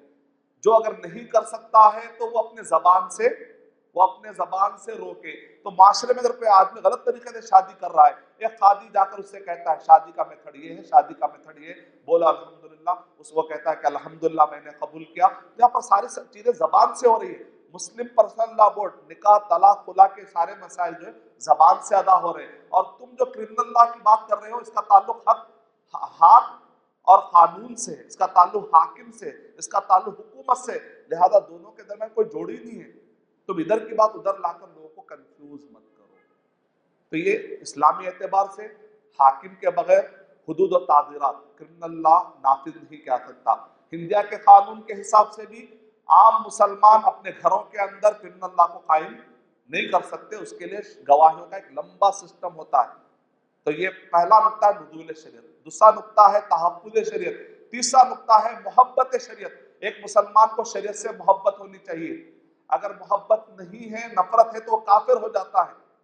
سورہ محمد صلی اللہ علیہ وسلم نمبر 47 کی آیت نمبر 7 میں ذالک بانہم کرہوا ما انزل اللہ فاحبط اعمالہم، انہوں نے اللہ کی شریعت کو ناپسند کیا، اس لیے ان کے سارے عمل تباہ ہو گئے۔ سورہ مائدہ نمبر 5 کی آیت نمبر 50 میں اللہ تعالیٰ ارشاد فرما رہے ہیں افحکم الجاہلیت یبغون، کیا یہ لوگ جاہلیت کو پسند کرتے ہیں؟ شریعت کے خلاف جو اس کو جاہلیت کہتے ہیں، یعنی شریعت سے ہٹ کر کوئی اور قانون کے مطابق ہماری بچی شادی نہیں کر سکتی، ہمارے بچے شادی نہیں کر سکتے، اگر کریں گے تو جاہلیت ہے۔ اللہ تعالیٰ کہہ رہے ہیں کیا جاہلیت کو پسند کرتے ہیں؟ اللہ سے بہتر کون ہے جو یقین رکھنے والوں کے لیے فیصلہ دے سکے، قانون دے سکے؟ اللہ سے بہتر کوئی ہے کیا؟ کوئی ہے ہی نہیں۔ تو اس وجہ سے ہم کہتے ہیں محبت شریعت۔ اور چوتھا نقطہ ہے ہدایت و عدالت شریعت۔ گائیڈ لائنس پورے موجود ہے، تو ہم کہیں اور کی طرف کیوں جائیں؟ ہماری شریعت میں گائیڈ لائنس ہے، الف لام میم، ذالک الکتاب لا ریب فیہ ھدی للمتقین، شہر رمضان الذی انزل فیہ القرآن ھدی للناس، سارے لوگوں کے لیے ہدایت۔ سورج سب کے لیے نکلتا ہے۔ ایک آدمی آنکھ بند کر کے کہہ لے کہ مجھے سورج نظر نہیں آ رہا ہے، تو ہم کہیں سورج آپ کے لیے بھی نکلا تھا، بھی آپ نہیں لے رہے۔ تو قرآن مجید سب کے لیے آیا تھا، لیکن لیتا کون ہے؟ آنکھ کھلی رکھنے والا متقی لیتا ہے، اسی لیے ہدی للمتقین کہا گیا۔ ورنہ سورج کی طرح تو قرآن سب کے لیے نکلا ہے، سب کے لیے آیا ہے، لیکن لیتا نہیں ہے وہ جو اندھا ہے، لیتا نہیں ہے وہ جو اندھا ہے۔ یہ چوتھا نقطہ ہے ہدایت، اور اس میں عدل بھی ہے۔ اللہ تعالیٰ قرآن مجید میں ارشاد فرما رہے ہیں سورہ نساء نمبر 4 کے آیت نمبر 58 میں، ان اللہ یأمرکم ان تؤدوا الامانات الی اہلها واذا حکمتم بین الناس ان تحکموا بالعدل، کہ جب تم لوگوں کے درمیان فیصلہ کرو تو انصاف کی بنیاد پر فیصلہ کرو۔ اور اللہ کہہ رہا ہے کہ اللہ تمہیں حکم دیتا ہے، یعنی مطلب اطلاع کہ ہماری شریعت میں عدل و انصاف ہے۔ وَأَقِيمُوا الْوَزْنَ بِالْقِسْطِ وَلَا تُخْسِرُوا الْمِيزَانَ۔ سوویت یونین نے کوشش کی تھی یہ اللاجیکل قانون لانے کی، تو ٹکڑے ٹکڑے ہو گئے۔ اسلام کی جو شریعت ہے نا وہ انسانوں کو بیلنس کرنے آئی ہے، اس کے اندر توازن ہے، اس کے اندر بھلائی ہے۔ پانچواں نقطہ ہے حکمت و برکت شریعت۔ شریعت حکمت، اللہ تعالیٰ سورہ ملک میں ارشاد فرما رہے ہیں الا یعلم من خلق وهو اللطیف الخبیر، جس نے انسانوں کو پیدا کیا، کیا وہ نہیں جانتا کہ انسان کے لیے کیا اچھا اور کیا برا؟ وہ جانتا ہے، تو وہ بہتر ہے کہ ہمارے لیے قانون دے، نہ کہ مین میڈ، نہ کہ انسان۔ اور برکت بھی ہے اس کے اندر۔ سورہ اعراف نمبر 7 کے آیت نمبر 96، سورہ مائدہ نمبر 5 کے آیت نمبر 66، وَلَوْ أَنَّ أَهْلَ الْقُرَىٰ آمَنُوا وَاتَّقُوا لَفَتَحْنَا عَلَيْهِمْ بَرَكَاتٍ مِّنَ السَّمَاءِ وَالْأَرْضِ وَلَوْ أَنَّ، اور ایک آیت میں وَلَوْ أَنَّهُمْ أَقَامُوا التَّوْرَاةَ وَالْإِنجِيلَ وَمَا أُنزِلَ إِلَيْهِمْ مِن رَّبِّهِمْ لَأَكَلُوا مِن فَوْقِهِمْ وَمِن تَحْتِ أَرْجُلِهِمْ، اگر یہ لوگ شریعت کو قائم کریں گے تو یہ اوپر اور نیچے سے نعمتیں کھائیں گے، نعمتیں۔ عرب میں، سعودی عرب میں پانی کی کمی ہے، بارش نہیں ہوتی، لیکن اللہ نے پیٹرول کی نہریں جاری کر دی۔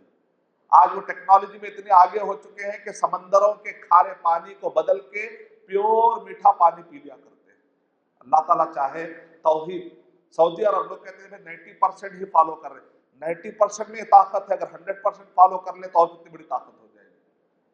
90% فالو کر رہے ہیں الحمدللہ۔ یہ 90% گزشتہ 100 سال میں کون سا ملک فالو کیا بتائیے آپ؟